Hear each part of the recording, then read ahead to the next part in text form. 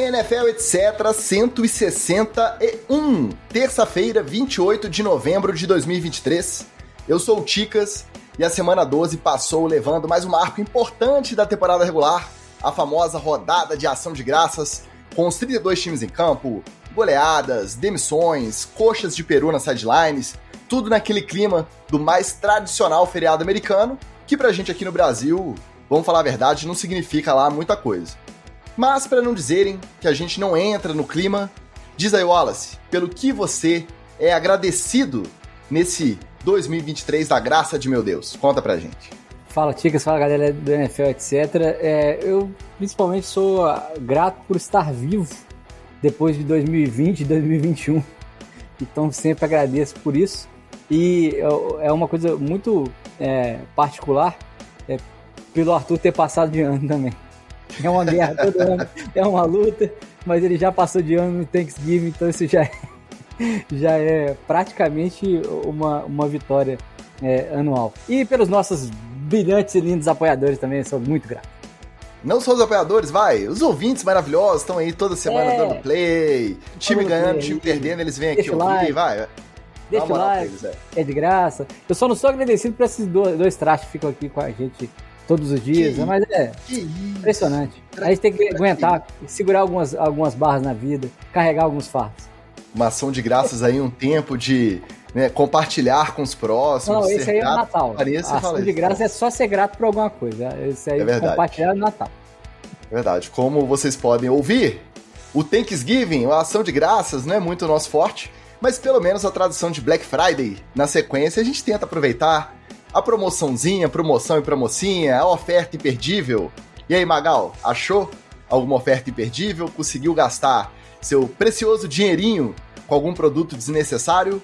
Ou as tais ofertas pela metade do dobro não te pegam? Você conseguiu economizar aí essa Black Friday? Fala, meus amigos do NFL, etc. Ticas, eu já sou cabreiro, eu já fico cabreiro, eu sou gato escaldado. Esse negócio de dobro, metade do dobro, isso aí não me pega, não. Até porque o que mais tem por aí é pilantra querendo vender coisa cara demais por valor de menos. Não é igual o NFL, etc., que entrega um conteúdo de altíssima qualidade, mais barato que um sanduíche. Inclusive, vi esses dias, mais barato do que um hot dog da Fórmula 1. Que o hot dog da Fórmula 1 era R$22 e era uma salsicha safada jogada num pão sem nada, com um ketchup por cima só para enganar um bobo. Então, mais barato que um hot dog de Fórmula 1, apoia.se.com/NFL, etc. É o hot dog padrão FIA. Padrão FIA. Não é padrão FIFA, mas não, padrão FIA. Tá vendo? Ai, vergonhoso. Então, quer gastar melhor o seu dinheiro, que não sejam com ofertas enganosas de Black Friday, nem com hot dogs enganosos no Autódromo de Interlagos? Apoia.se/NFL, etc. Faça parte do nosso grupo NFL, etc. Diretoria, esse grupo maravilhoso que tem, só assunto relevante, gente, só coisa importante sendo debatida lá, tanto antes, quanto durante, quanto depois das rodadas. Participe você também, e aí você dá uma moralzinha também pra gente tomar uma ou comprar alguma ofertinha aí de Black Friday. Quem sabe até ano que vem a gente faz uma poupancinha. É ou não é? Agora, falando em conteúdo de qualidade, não vamos ficar enrolando muito hoje não, porque é a última abertura. Teve 10 minutos, o pessoal reclamou. Mentira, ninguém reclamou. Tá? Ninguém nem se deu o trabalho. Mas deu pra ver que o pessoal ficou adiantando ali, ó. O Spotify conta pra gente, ó, adiantou a abertura. Então hoje não precisa não. Vamos direto ao assunto. Hoje é dia de headlines, roletão da rodada, treta na TL e TD ou Fumble. NFL, etc. Mas não sem antes receber os nossos gloriosos ouvintes e apoiadores já presentes aqui no chat. Senhor dos Games, hoje foi o primeirão, hein? Já deixou o primeiro like aí na área. Washington Ferreira, Rodrigo Felício, um torcedor muito preocupado, representante oficial da Bills Mafia no nosso grupo NFL de Diretoria, e direto de Portugal, nosso Arcanine também presente, dizendo que foi mais uma semana pica. Aí tem uma divergência ortográfica, gramatical entre o português brasileiro e o português de Portugal, mais um dos debates infinitos lá do nosso grupo NFL, etc. Diretoria. Participe você também. Bom, o assento que já estava quente pegou fogo de vez e o Frank Reich não resistiu à derrota para aquele Titans moribundo por 17-10 e foi demitido junto do técnico de quarterbacks Josh McCown e do seu assistente direto e técnico de running backs, o Deuce Staley, depois de apenas 11 jogos no comando do Carolina Panthers. É claro que o Bryce Young e os resultados da temporada como um todo estão abaixo da expectativa, por mais que a expectativa não fosse lá muito alta, mas vocês acham que o dono lá, o bilionário David Tepper, tá certo de já, na semana 12, pegar e já promover o passaralho de uma vez, já começar a reorganizar, ou ele tá dispensando uma comissão que ele acabou de contratar, as últimas contratações dele também não renderam muito tempo, ele tem essa fama de ter o gatilho muito rápido, e o Frank Reich merecia mais paciência aí para tentar conduzir esse trabalho? Acho que o Reich merecia mais paciência e não deu nem para conduzir trabalho, né? No mínimo 2 temporadas, 3 temporadas você tem que dar. Eu aguentei o Brian Flores 3 temporadas, gente. Vocês têm que aguentar isso aí também. É o pessoal que não está acostumado. Na verdade, o Carolina ele ficou muito tempo, né, junto com o mesmo treinador. E, aliás, a gente vai falar dele daqui a pouco também. Então, ele acostumou-se a ter uma certa previsibilidade com jogadores de talento jogando um tipo de futebol americano. E agora, esse tipo de futebol americano que eles jogavam, que era bem baseado nas corridas, um pouco mais de ground and pound, que inclusive o Panthers tem essa símbolo, né? Que é o cara batendo lá né, no tamborzão lá. Então, assim, era meio que o símbolo do Carolina Panthers, meio que personificado também em um quarterback que se encaixou muito bem por lá, que foi o Ken Newton, que quando era vivo, corria muito e botava a bola debaixo do braço, encarava as defesas de frente. Acho que se acostumou com o futebol americano que foi perdendo espaço durante muito tempo. E agora é um futebol americano muito mais dinâmico, com muito mais velocidade, com muito mais alternativas para o quarterback, que o próprio Bryce Young ainda não se adaptou, que é os que eles apostaram para ser o quarterback franchise player, né?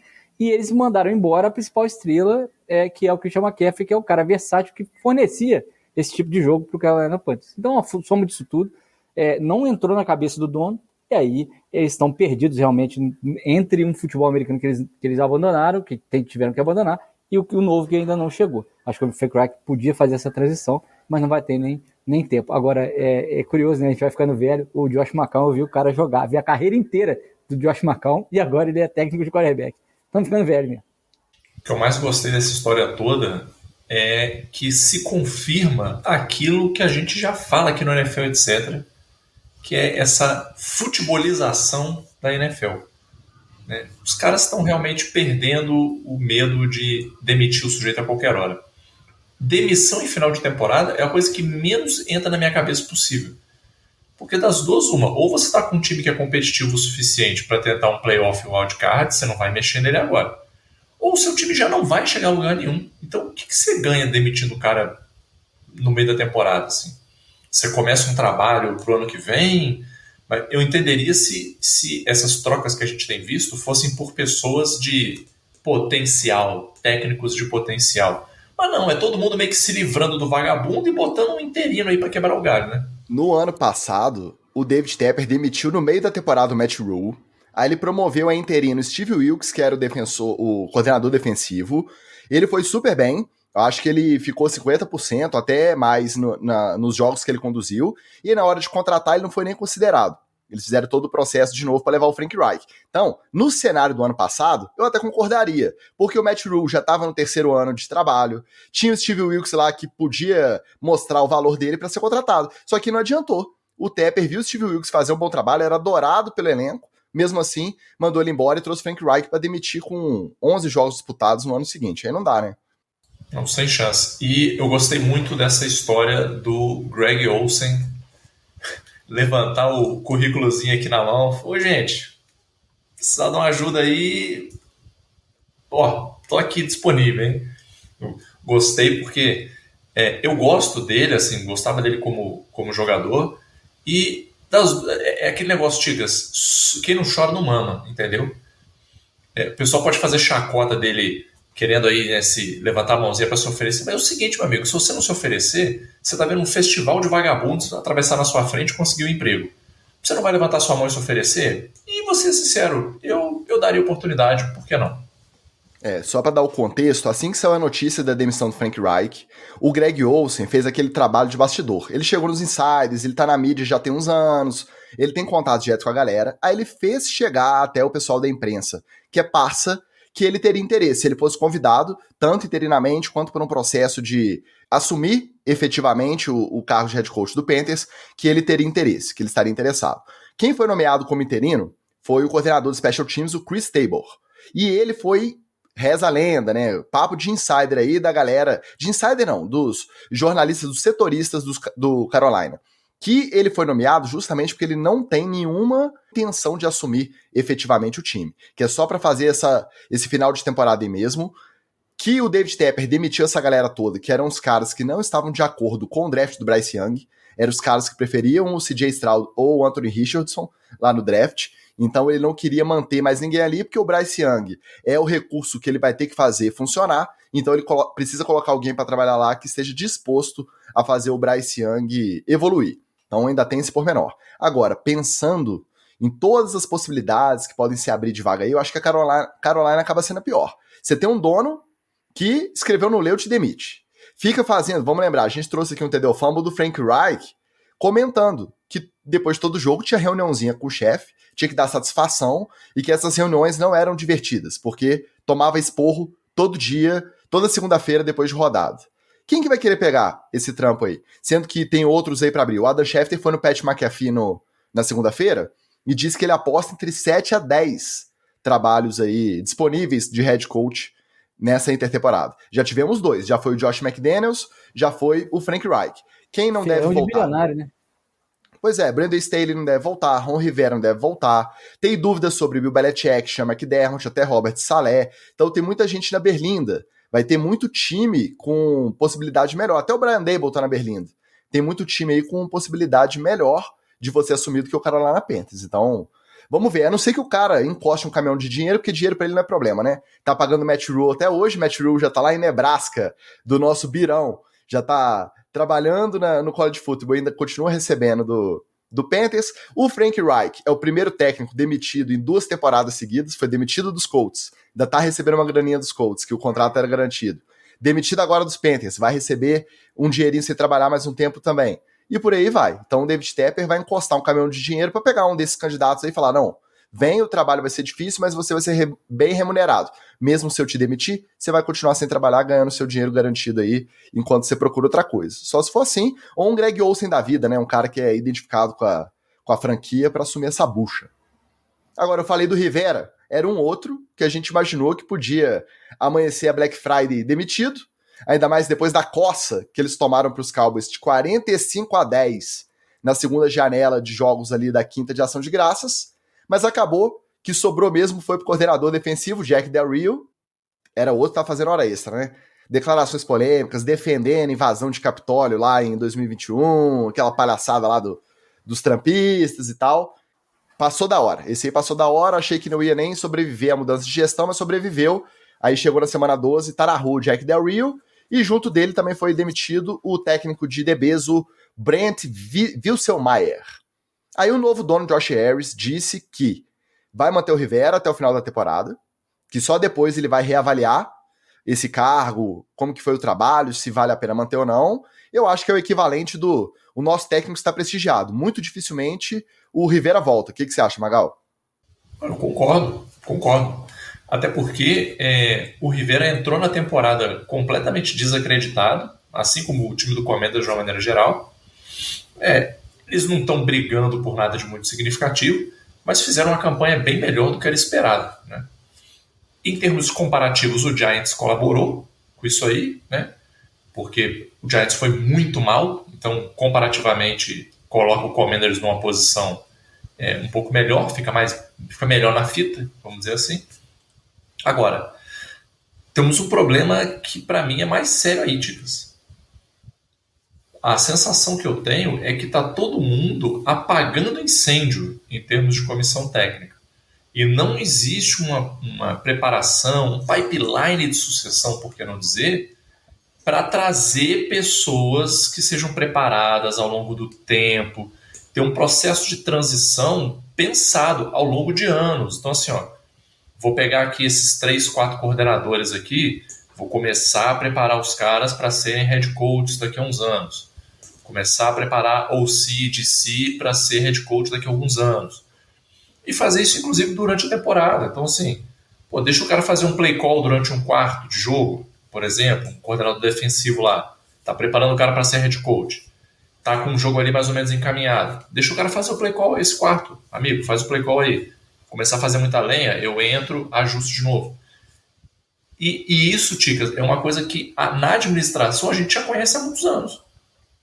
Se você não prepara a linha de sucessão dentro da sua organização, você pode se ver nesse abismo de talento aí que você vai procurar no mercado, não tem, você vai procurar internamente, não tem também, e aí você fica se virando, e é por isso que alguns vagabundos, como esse que a gente citou agora, apesar de tudo, podem acabar caindo para cima, né, a famosa gravidade invertida, cair para cima e arrumar um emprego no outro lugar. Ser cortado de um time e arrumar emprego no outro. Mas você não acha que os exemplos aí de Mike McDaniel, de DeMeco Ryans esse ano no Texans, acabam não pesando aí na cabeça dos bilionários? Eles ficam preferindo dar um tiro para tentar acertar do que ter esse trabalho de médio prazo, criar em casa, fazer toda a preparação?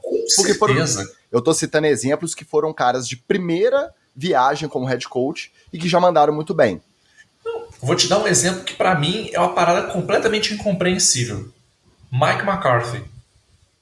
O cara saiu dos Packers com a reputação no lixo, conseguiu uma vaga nos Cowboys, está lá nos Cowboys até hoje. Os Cowboys vêm fazendo uma campanha nos últimos anos irregular, vamos ser sinceros. Tem ano que vai bem, tem ano que vai mal, joga bem, joga mal. Esse ano está jogando melhor do que o ano passado, mas teve uns jogos irregulares também. E quando o jogo está funcionando, você vê que não é a mente genial de Mike McCarthy por trás da estratégia do jogo. É porque você tem um Sid Lamb, é porque você tem um Pollard que está correndo bem, é porque você tem um Dak Prescott que não está fazendo tanta interceptação quanto ele fez ano passado.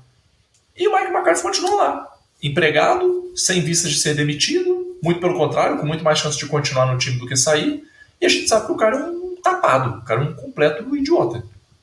E tá aí. E, só para fazer uma última correção, não acho que o meu querido carequinha de ouro, que não é o Wallace, o segundo carequinha de ouro, ele não acha que ele tá com risco não, Ticas. Apesar da campanha muito ruim dos Giants, eu acho que tá bem claro para o GM e para a família Mara que não é culpa do head coach, não é culpa do Daboll, não. É culpa de falta de jogador, é culpa de esse puta azar de você lesionar 2 QBs, entendeu? Que já não eram lá essas Coca-Cola, mas assim, né? Eu não sei até que ponto, e aí eu entro nessa esteira, né, esse pipeline de sucessão aí que o Magal quer criar na NFL, os caras estão dispostos também a fazerem esse pipeline. O Greg Olsen, por exemplo, está se oferecendo para ser head coach do Panthers. Ele não quer ser técnico de tight end, coordenador ofensivo e depois ir subindo, né? Que é diferente, ele não quer pegar papel na impressora, levar o cafezinho, ele já quer chegar no filé, comendo filé. Meu coisa linda, treinador nerdola mais bacana da NFL inteira. Que se lascou, teve problema com álcool, perdeu o emprego na NFL por causa disso, depois voltou para poder fazer parte da árvore do Kyle Shanahan e finalmente concorrer e ser entrevistado e concorrer e ganhar um técnico de um papel de técnico, né, de head coach do Miami Dolphins. Então, o cara quer começar por cima. O cara quer sair da cabine da Fox, da cabine da ESPN e ir direto para a beirada do campo mandar, né? Vocês podem estar escutando um barulhinho aí, ó, começou a chover aqui fora e eu vim me arredando para frente, tá? Por enquanto tá tranquilo. Mas aqui em Miami é assim. Até o nosso Hard Knocks começou com uma chuvinha. Mas voltando aqui, eu acho que os caras não querem também passar por isso. E aí vai ficando cada vez mais parecido com o futebol brasileiro mesmo, que o cara sai do campo, né? O Romário, por exemplo, já se colocou em campo, era treinador e atacante ao mesmo tempo, se colocou em campo, se escalou. Assim, o folclore vai sendo criado. Daqui a pouco, quem sabe se nessa temporada ainda a gente vê o Greg Olsen fardado de tight end ali do lado da sideline e pedindo para poder o maluco sair para ele fazer um bloqueio. Quem sabe? Aí você vê uma questão de cultura de cada franquia, de cada time também. Os Steelers têm 3 técnicos desde a década de 60. Os Ravens têm 4 desde 95, quando foi criada a franquia, quando mudou a franquia. Um abraço para o nosso fã de São Brown, torcedor do Cleveland Browns. Compensação, os Raiders têm 5 nos últimos 8 anos, o Panthers tem 4 nos últimos 10 anos e assim vai. Então, cada franquia também você vê que tem uma disfuncionalidade como as coisas são conduzidas. Vamos lembrar só mais uma coisa, voltando até o caso dos Panthers, que eu esqueci de falar. É fácil pegar o Frank Reich e botar ele pra fora, e aí você pensa, os últimos quarterbacks que a gente tem recordação. O Cam Newton teve sucesso, chegou ao Super Bowl, apesar de não levar na gestão Ron Rivera. Aí depois dele eles fizeram troca por Sam Darnold, troca por Baker Mayfield, troca por Teddy Bridgewater, nenhum deles se firmou. Draftaram Will Grier, draftaram Matt Corral, agora trouxeram o Bryce Young. Então, como é que você conduz uma franquia desse jeito? Nenhum deles também teve tempo de trabalhar. O Teddy Bridgewater, eu acho que depois do Cam Newton foi o que rendeu mais um tempinho, né? Mas mesmo assim revezava. Eu não lembro se já era com Baker ou se era com Sam Darnold. É uma confusão, cara. É uma confusão. O Washington também mudando de dona. Complicado você imaginar um trabalho consistente com tudo isso acontecendo em volta. Vou te dar mais uma dica, Ticas. Mais uma coisa que eu faria. A NFL, como ela é uma liga, ela poderia ter, inclusive, uma escola de coaches. Quase como uma universidade corporativa da liga para formar head coaches, para formar a comissão técnica. Que qualquer pessoa pudesse entrar, né, fazer uma prova, entrar, participar, fazer um curso de formação, ter vários cursos, e a liga usar essa instância como um celeiro de novos talentos, entendeu? Mas não, cara, e o problema todo é esse. Você vai chegar num ponto em que naturalmente os caras não surgem. Naturalmente surgiu um Belichick, naturalmente surgiu os coaches todos que a gente viu por aí seguiram mais ou menos o mesmo caminho. Mas tem uma hora que fica escasso, entendeu? Então você tem que ter uma estratégia para gerar, para criar essas pessoas. E por que não? Já que você faz iniciativas internacionais de trazer jogadores, faz iniciativas internacionais também para trazer pessoas para o coaching staff. Não precisa ser um head coach. Mas traz um cara aí, um alemão para ser um técnico de quarterback, para ser um assistente técnico. Vai formando essa galera, entendeu? Para mim, Ticas, isso é um reflexo dessa cabecinha americana, assim, de não, a gente é foda, a gente se basta, a gente dá um jeito em tudo a gente resolve, entendeu? E não resolve, tá aí, ó. Eu acho que não, nem institucionalmente, acho que é uma coisa dos bilionários, dos donos, de acharem que não. Eu sou tão bem sucedido nos meus outros negócios, eu escolho meus gestores, meus gerentes, o técnico que eu escolher vai ser bom também. E aí vira igual o David Tepper aí, agora trocando um por ano, até dar a sorte de pegar um aí, sem planejamento, né? Quando ele der a sorte de pegar um que vai fazer a franquia andar. Não é assim que funciona.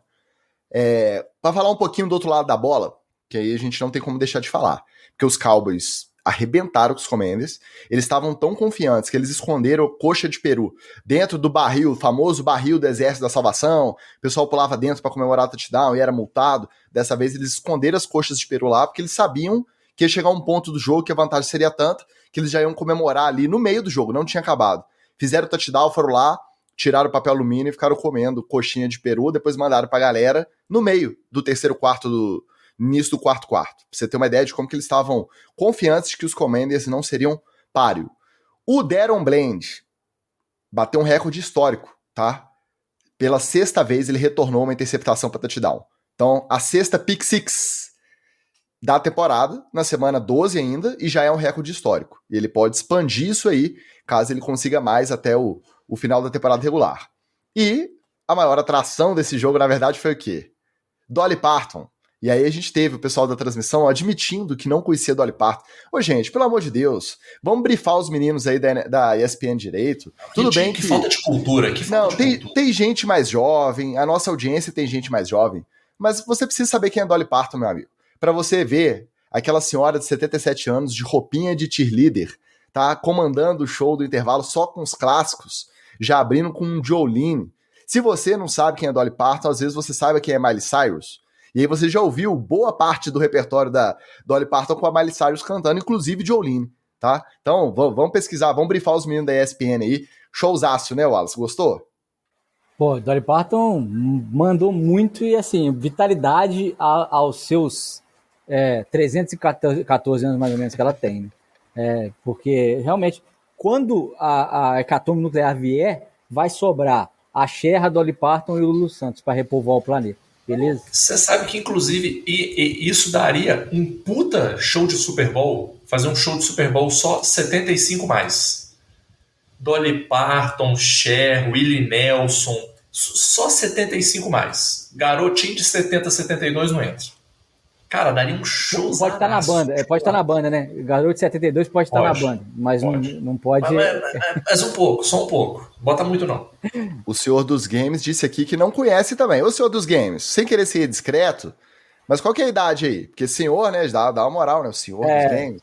Não, aí das duas uma. Ou você usa senhor, ou você conhece a Dolly Parton. Não dá pra você se auto-intitular senhor e não conhecer a Dolly Parton. Porque se tiver do nosso lado aí da régua da faixa etária, era mais garantido. Senão você muda aí pra o jovem dos games, o adolescente dos games, aí tudo bem. Aí se tiver mais pro lado do Matheus Pinheiro, que tava na narração lá, a gente até dá um desconto, a gente passa um paninho.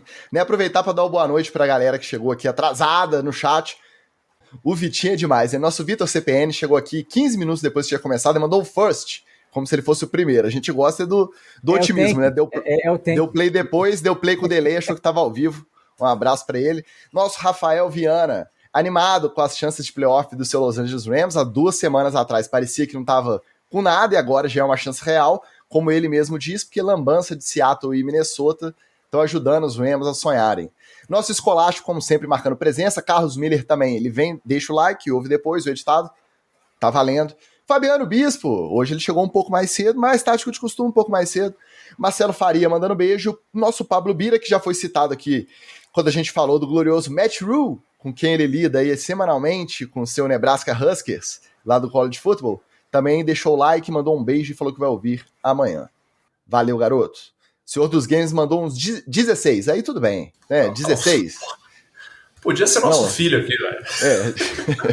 16 é erro de digitação aí, 16. Faltam dias pro Arthur fazer 14. Ó, responsa, hein? Responsa essa audiência jovem aí, mas tá sempre aqui marcando presença, a gente agradece também, um abraço pra você. Senhor dos Games, não, aí tem que mudar a alcunha, tem que ser o garoto dos games. O jovem dos games, isso aí. O garotão dos games. diria o escolástico aí, o pessoal de Portugal, o mancebo dos mancebo, o raparigo dos games. Não, mas olha só, se você não conhece Dolly Parton, meu querido, é oportunidade. Spotify, aí, Apple, sei lá, o que você escuta da Apple, Play, sei lá. Napster, LimeWire. Exatamente. Vai atrás do repertório que você não vai se arrepender. E se não tiver na voz dela, voz de grandes cantoras também, já regravaram a Dolly Parton, a obra é fantástica. Só pra gente encerrar também Dallas Cowboys, que a gente trouxe mais Dolly Parton do que Dallas Cowboys em si. Bem melhor, inclusive. Deck MVP entrou na corrida ou ainda não? Não, para, gente. Aí eu vou ter que brigar com vocês, estilo Curti e Paulo Antunes. A gente pode esquecer a primeira metade da temporada? Se der pra esquecer a primeira metade, começar a contar só desse jogo pra cá, aí talvez tenha. Mas, pô, ele já cagou uns 3, 4 jogos aí já. Isso é verdade. Eu também acho que é exagero, mas quando o papo é Dallas Cowboys, vende, né? A manchete vende, o clique baita. Então, não me surpreende o papo de deck MVP. Bom, para encerrar o nosso headlines, o outro demitido da semana foi o Marcus Peters, que depois de errar um tackle na derrota por 38-17 contra os Chiefs, foi substituído. Aí foi para o banco, bateu boca com o técnico interino, o Anthony Pierce, e acordou sem emprego na segunda-feira. Aí vocês acham que ainda tem vaga para o Marcus Peters nessa temporada em algum time? Ele tem fama de ser temperamental, já teve casos de problema de vestiário aí nas passagens por tanto dos tempos de Rams, quanto nos Ravens também um pouquinho. Tem gasolina no tanque ainda? Vocês acham que vale a pena reforçar aí a secundária com o Marcus Peters? Ou depois dessa, acabou pro garoto? Não, eu acho que quando você é dispensado por problemas no vestiário, você sempre vira um fator de desestabilização no próximo time que você vai se encaixar.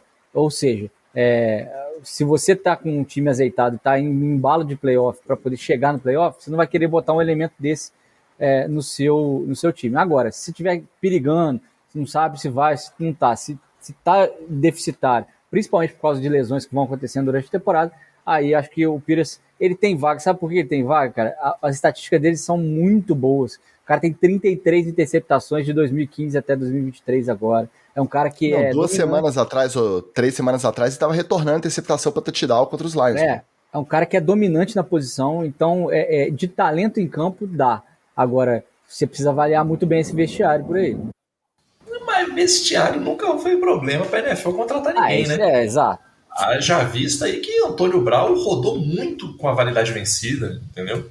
Para citar um exemplo, mas tem um monte de gente com a validade vencida aí que sempre arruma. Mas rodou daquele jeito. Eu acho que é o caso, o Antônio Brown é um bom exemplo. Que nos Steelers, cultura forte, um comando bem feito pelo Mike Tomlin, ele rendia. E você não via ele dando tanta pala assim de extracampo.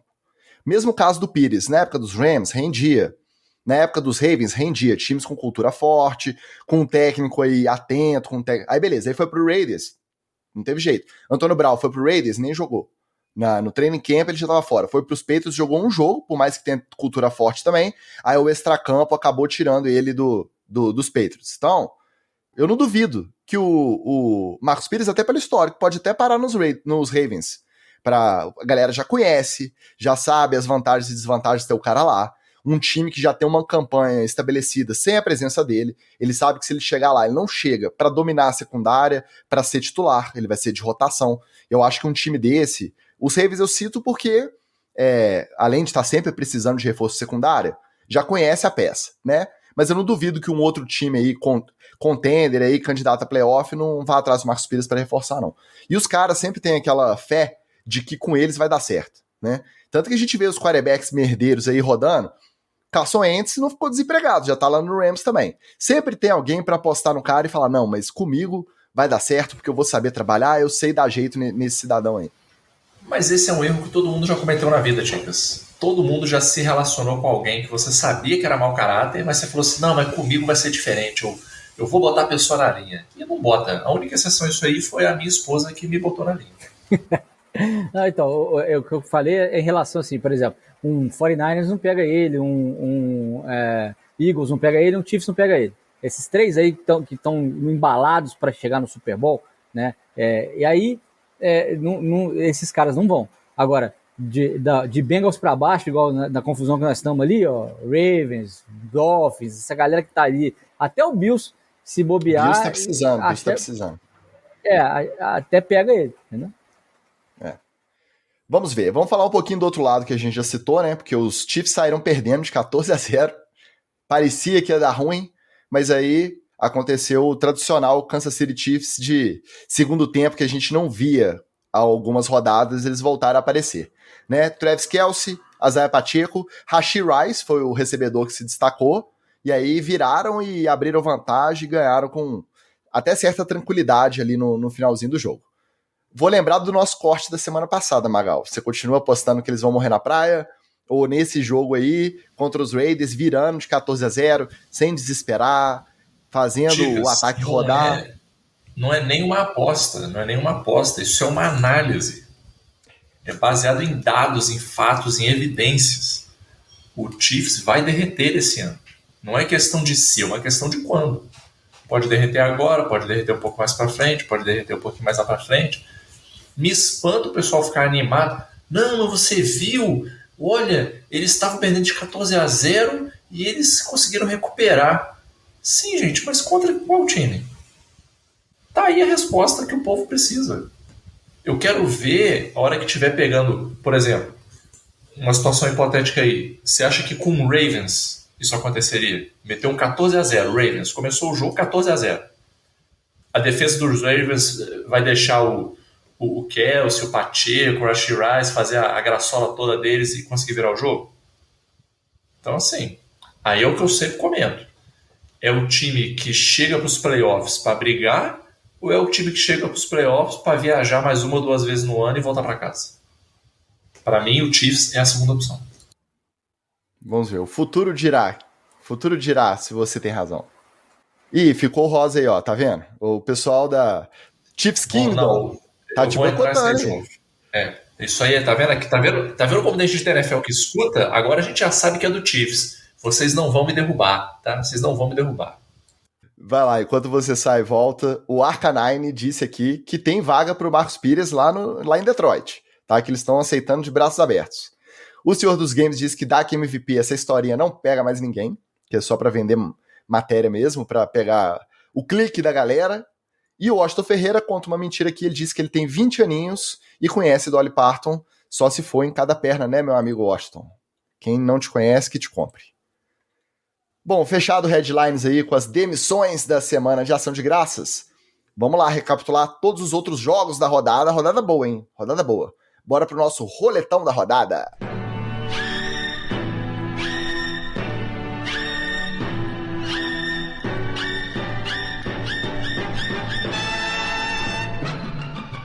Não tem como não começar o roletão com Eagles 37-34 Buffalo Bills na prorrogação.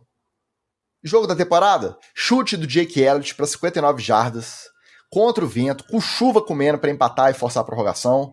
Josh Allen comendo a bola ali, tentando carregar a galera, mas a defesa sem ajudar. O Hurts começando o jogo mal e depois voltando a ser o Jalen Hurts fazendo o ataque rodar tanto com passe quanto ele mesmo correndo, estourando de fazer touchdown corrido, se consolidando na corrida pelo MVP. Para vocês também foi o jogo do ano ou não? Cara, um sério candidato ao jogo do ano. Foi um jogaço. Esse jogo demonstrou uma coisa que a gente sempre comenta aqui, que é, quando o kicker erra o chute lá no final do jogo, e todo mundo sai metendo o pau no kicker, tá vendo, perdeu por sua causa. Tá errado. Agora, quando chega numa situação dessa e o kicker acerta, aí você tem que dar os devidos méritos para ele. Porque aí realmente, assim, é uma situação de, cara, o time fez tudo o que podia fazer para ganhar esse jogo. A galera... E realmente, assim, o time do Eagles, e o time do Bills também, por que não? Mas o time do Eagles, principalmente, cara, eles fizeram tudo que eles podiam fazer para ganhar o jogo. Você viu que os caras estavam realmente, assim, indo a 100%. Cara, não deu. A gente conseguiu chegar no máximo para empatar. Aí veio o tapinha nas costas do kicker. Amigão, agora é contigo. Vamos lá.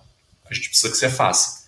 Numa situação dessa, o cara errar, aí eu concordo de você criticar o kicker, né? Mas, feito essa defesa aqui dos kickers, foi um jogaço. Prevaleceu, eu acho, que a mentalidade dos Eagles. Eu senti os Bills perdendo emocional em alguns momentos do jogo ali. Por isso que, olha, momento mágico especial aqui. Eu vou ter que concordar com Anthony Curti. Me vejo obrigado a concordar com Anthony Curti. Não dá, para essa altura do campeonato, você achar que é suave os Bills simplesmente varrerem a mesa, ganharem de todo mundo daqui pro final e chegar nos playoffs como se não houvesse amanhã. É muito difícil isso acontecer, cara. Muito difícil. Foi um bom jogo? Foi um bom jogo. Mas para mim foi um jogo sintomático de que os Eagles estão consistentes, regulares e com a mentalidade certa para chegar no Super Bowl, e os Bills estão indo ali meio empurrando com a barriga, catando cavaco. Não, o Bills não vai ganhar nem a divisão, pô. Nós vamos ganhar deles. E o meu aqui, minha gravação tá caótica, igual a do Jake Elliott aqui, ó. Tá chovendo, tá ventando, tá tudo caindo por aqui, e eu tô aqui competente, compenetrado e tipo ele para poder acertar o chute. Agora, vou dizer e fazer a ressalva de que o jogo esteve nas mãos de Gabe Davis. A bola estava lá, o Josh Allen botou a bola lá, o Gabe Davis encostou a mão na bola. E aí, tem que receber, né, meu... Nessa hora que tem que receber. O wide receiver tem que fazer essa recepção.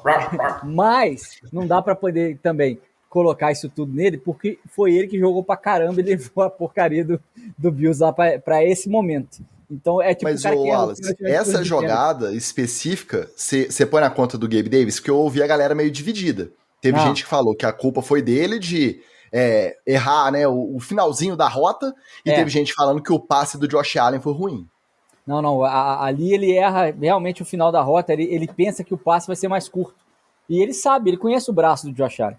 O Josh Allen vai dar o maior espaço que ele puder para ele, que vai conseguir a separação do corner, ou seja, isso é na rota para fora, quanto mais para fora você for. Então, não dá para... É o cara que erra o pênalti na disputa de pênalti, mas faz o gol do tempo normal, no gol de empate do tempo normal. O De Gabe jogou muito, mas na hora do vamos ver, ele tinha que ter segurado a bola. Que pega para os Bills, pensando no decorrer da temporada, não é nem, porque não é um time que vai ter condição de rodar a mesa, de, né, ganhar tudo que falta. Cara, o problema é o calendário, que eles vão pegar Chiefs, eles vão pegar Cowboys, vão pegar Miami. Então, é complicado você pensar no poder de fogo dos adversários que eles têm que ganhar praticamente tudo para se garantir. Mas o problema não é esse. O problema não é ter perdido para os Eagles na prorrogação, no jogaço maravilhoso, igual foi com famosa troca de socos desde o início até o final. Não, o problema foi ter perdido para os Broncos lá no Monday Night Football de 2 semanas atrás. O problema foi ter perdido para os Jets lá no início da temporada. O problema foi ter perdido para os Jaguars lá em Londres. Aí tudo bem. Agora, a derrota para os Eagles em si não é o que vai detonar a temporada. Foi o que foi feito até agora. E realmente com a defesa sentindo a falta que está sentindo da galera que lesionou, do Matt Milano, dos outros jogadores que não estão disponíveis lá, é difícil você pensar que você vai encarar um Cowboys numa ascendente, um Chiefs que é sempre a criptonita deles, ou um Dolphins com o ataque que tem, e você vai garantir 3 vitórias nesses 3 confrontos. Não é impossível, mas é muito improvável que os Bills jogando essa bolinha ganhem os 3, né? Aí vamos ver. É uma pena, né? Porque a gente torce pelos melhores jogadores nos playoffs. Mas se não fez por merecer também, é igual o Botafogo. A gente fica com pena do torcedor que tá aí, né, desesperado há tanto tempo querendo comemorar um título, mas é um time que foi vagabundo, um time que não merece levantar a taça pelo que apresentou no segundo turno. Então a gente não pode perder isso de vista também. O outro jogo da rodada que prometeu e entregou. Tem sido raro o jogo prometer e entregar. Esse entregou também, legal, tá? Duelo da AFC Sul, quem diria? Quem diria que um dos jogos da rodada seria um Jacksonville Jaguars contra um Houston Texans? E aí o confronto que promete se repetir pelos próximos anos e que vai ser uma rivalidade legal de divisão pra gente acompanhar. Trevor Lawrence versus CJ Stroud. Dessa vez levou a melhor o veterano, mas um jogaço também com chance de empate até o final, que o Matt Amendola, ele é o reserva, né, coitado? Mas botaram aí no prato dele para levar para prorrogação um chute de 58 jardas, estádio ali tranquilo, fechado, ele não conseguiu e já foi até demitido também na segunda. Mais um da lista de demissões da segunda-feira. Final de jogo, Jaguars 24-21 Texans, e os Jaguars continuam ali beirando a melhor campanha da AFC, estão 8-3.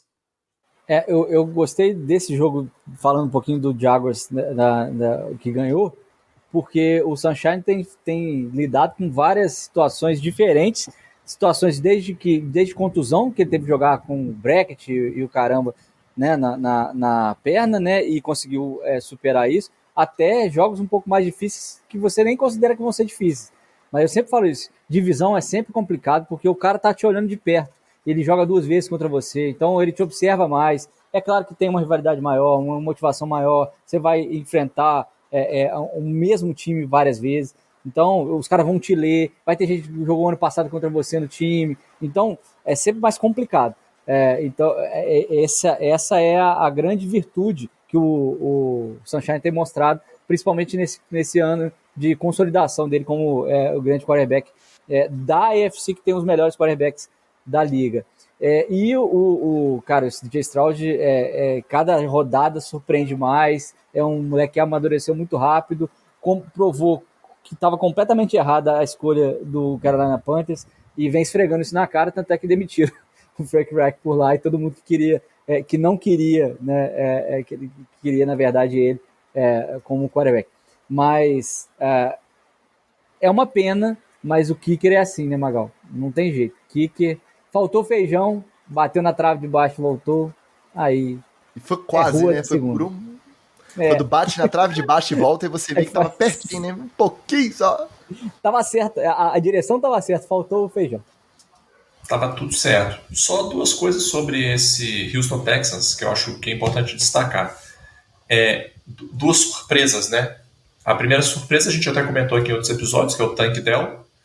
E a outra surpresa é esse wide receiver aí, o Nico Collins, que não veio prometendo nada, tá fazendo uns joguinhos maneiros, parece que ele vai passar das 1.000 jardas esse ano, então é uma boa surpresa para um time que está aí tentando se reconstruir depois dessa série de escândalos aí, de se livrar do Deshaun Watson. Agora, tem uma coisa que precisa melhorar, que é uma coisa que bate no coração meu e do Wallace.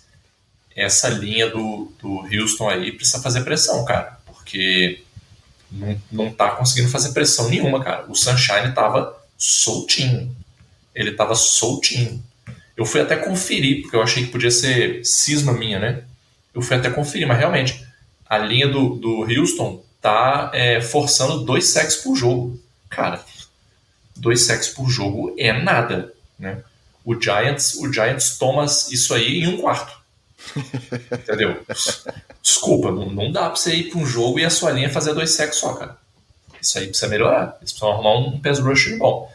E eu até achei que nessas circuladas aí de Jason Pierre-Paul, ele poderia acabar caindo aí nos Texans para ajudar esse pass rush um pouco, porque a experiência ele tem.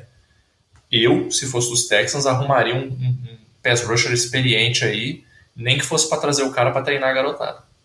Miami levou. Tá, voltou pra NFC. Não, ele era da NFC Leste, não é NFC. Mas vai pra NFC Leste com o Miami agora. O Phillips machucou, né? Nós fomos lá buscar um. Daqui a pouco a gente fala. Ó, o melhor do Jaguars e Texans, a gente gosta dos grandes confrontos, das grandes histórias, dos grandes personagens. Então, pra gente é muito legal saber que vai ter aí, né, a médio prazo e a longo prazo, Lawrence e Stroud se enfrentando 2 vezes por ano, pelo menos. É muito bacana. Aí perguntaram sobre isso pro Lawrence. Ele falou, cara, eu não gosto não. Pra mim, na divisão, eu queria que os outros 3 fossem uma merda, facilitava meu trabalho e quanto menos dificuldade, pra mim é melhor. Então gostei da sinceridade do Lourão, tá, que falou que não tá animado com os confrontos contra o Stroud aí pelos próximos anos. Gostei da sinceridade do garoto. Moai de franja. Não, depois que você vê a montagem lá da Ilha de Páscoa, né? Impressionante. Isso, não dá pra desver. Que fica no Chile, tá, gente? Se vocês não sabem, a Ilha de Páscoa fica no Chile. Vale assistir aquele famoso filme Rapa Nui. Muito bom. Achei que você ia falar de Uma Noite no Museu. Tem também. Tá? É só filme artístico, Dicas. Aqui é filme artístico. Ele falou, bobão. Ó, o Leandro Weber chegou deixando seu boa noite e o seu like. E, como sempre, segue a vida normal com os Patriots perdendo pros Giants. É isso aí. Essa é a vida normal. Mas calma. Vamos falar de jogo bom primeiro, depois a gente fala das peladas, tá? Voltando ainda na quinta-feira de Ação de Graças. Os Lions, finalmente, depois de décadas, entraram como favoritos para o seu confronto contra os Packers na rodada de Ação de Graças. Resultado final, Packers 29-22 Lions. Fumble, interceptação do Jared Goff, Jordan Love distribuindo a bola, recebedor, que eu nem lembro o nome mais do moleque lá, né? O recebedor mais velho dos Packers tem 22 anos. E o Jordan Love distribuindo bola, os moleques correndo, deram um trabalho que os Lions não conseguiram correr atrás. E aí a gente se pergunta, os Lions, em algum momento considerados até favoritos da NFC, acabou a magia? O que aconteceu? Não acabou a magia não, gente. A galera tá muito emocionada. E que é isso? Não, mas se não for pra ser emocionado, a gente nem vem aqui, ué. Não, mas eu tô espantado porque, por exemplo, hoje eu tava assistindo o Good Morning Football, né, que é o Ana Maria Braga, de quem gosta de NFL. Aí também, né? Não, pessoal. Né? Caio Brent gritando, batendo na mesa, os Lions estão acabados. É isso aí. Não, assim, a galera tá muito emocionada, cara. Parece que o pessoal só tem aquele filme do Adam Sandler com a Drew Barrymore. A galera só tem a memória do dia anterior. Depois esquece tudo. Não, cara, os Lions vêm bem. O Lions é um time consistente. O Lions é um time que tá brigando. O Lions, para mim, é o melhor projeto da NFL em termos de onde os caras saíram, para onde os caras chegaram hoje, nível de investimento que fizeram, em quanto tempo conseguiram bons resultados. O projeto mais eficiente, vamos dizer assim, é o da NFL. Ou, né, para usar uma linguagem de startupeiro, o payback mais rápido, né, meu? Melhor payback, melhor ROI aí. O ROI. O ROI é o do Detroit Lions, cara. Magal, o filme é como se fosse a primeira vez aqui no Brasil. Como se fosse a primeira vez. Em inglês é 50 First Dates, 50 primeiros encontros. O título brasileiro, nesse caso, é muito melhor. Então, eu acho que não. Eu acho que o Lions continua bem. O Packers é que deu um respiro, assim, uma ponta de esperança pro torcedor que, olha, pode ser que a gente tenha uma vida com o Jordan Love de repente, entendeu? Porque eu acho que tem muito torcedor dos Packers que já estava assim, doido para empurrar o Jordan Love também, mandar para RH, né? Mas deu aquela fagulha de esperança de, olha, de repente o Jordan Love pode deslanchar. E pode mesmo, tá? Quem sabe ele não é um sunshine aí que com 2, 3 anos de liga encontra o seu caminho. O negócio do Jordan Love, de novo, permaneceu muito tempo no Packers para poder ser o sucessor do Aaron Rodgers, mas o coordenador ofensivo saiu fora. Então, teve que reformular bastante coisa. Então, ele conhece a organização, conhece o pessoal por dentro, mas teve que se adaptar a uma nova maneira de jogar, né? Porque o coordenador ofensivo vem e você tem que transformar o seu ataque. E parece que agora ele está clicando com esse novo ataque dele, e novo mesmo, né? Os bebês que ele tem lá para trabalhar. Então, eu acho que isso é uma vantagem, no caso, porque ele acaba sendo o cara mais velho da organização e consegue dominar os caras que ele tem para poder acionar, e não tem nenhuma diva lá, tipo o Devante Adams pedindo a bola nele o tempo inteiro. Acho que com o trabalho certo pode dar bom aí essa química do Packers.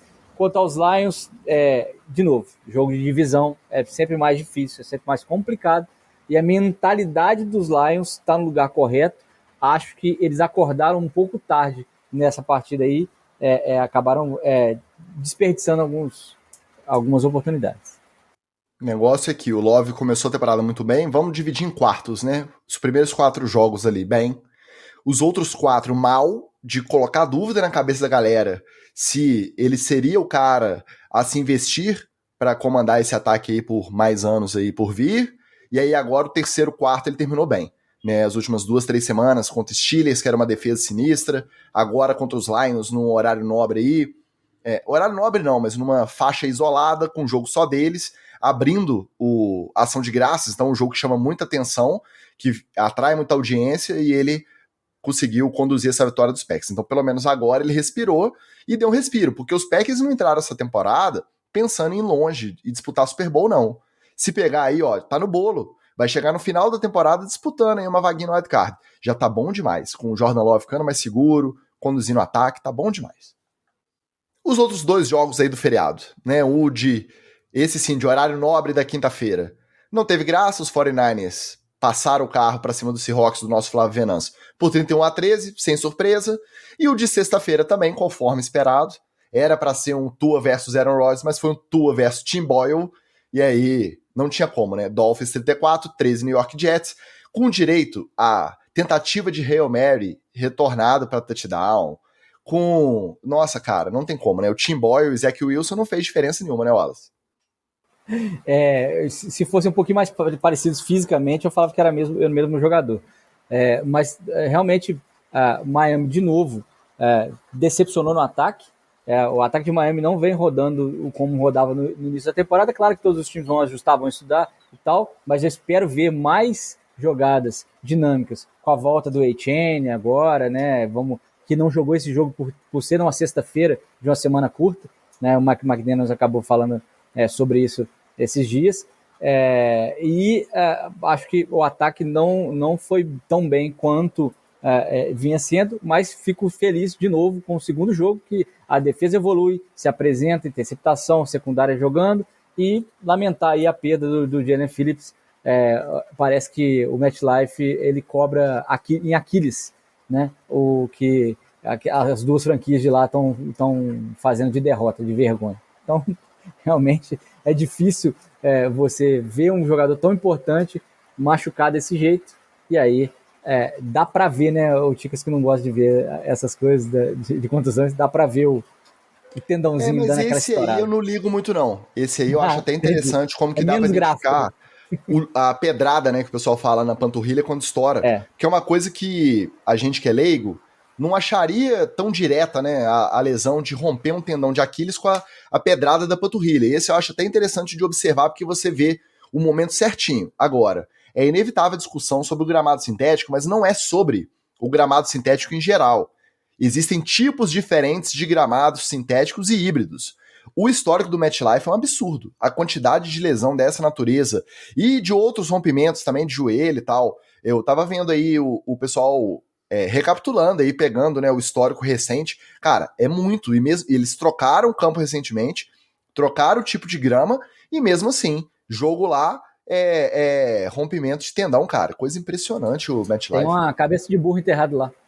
Não tô querendo levantar nenhuma teoria da conspiração, não. Mas a dona do naming rights do estádio é uma seguradora.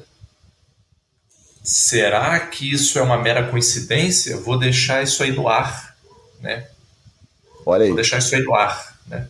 Uma seguradora onde os jogadores se lesionam muito. Esquisito. E aí, só para a gente citou lá atrás, com a perda do Jalen Phillips pela temporada, Miami foi e contratou Jason Pierre-Paul, o interminável, o eterno Jason Pierre-Paul, mais um contratinho assinado, tava no practice squad do Saints. O fogueteiro Jason Fogueteiro. E aí, ó, vai pegar mais uma campanhazinha de playoff. Eu vou te falar que nos Ravens ano passado ele produziu, tá? Conseguiu uns sackzinhos ali, jogou bem.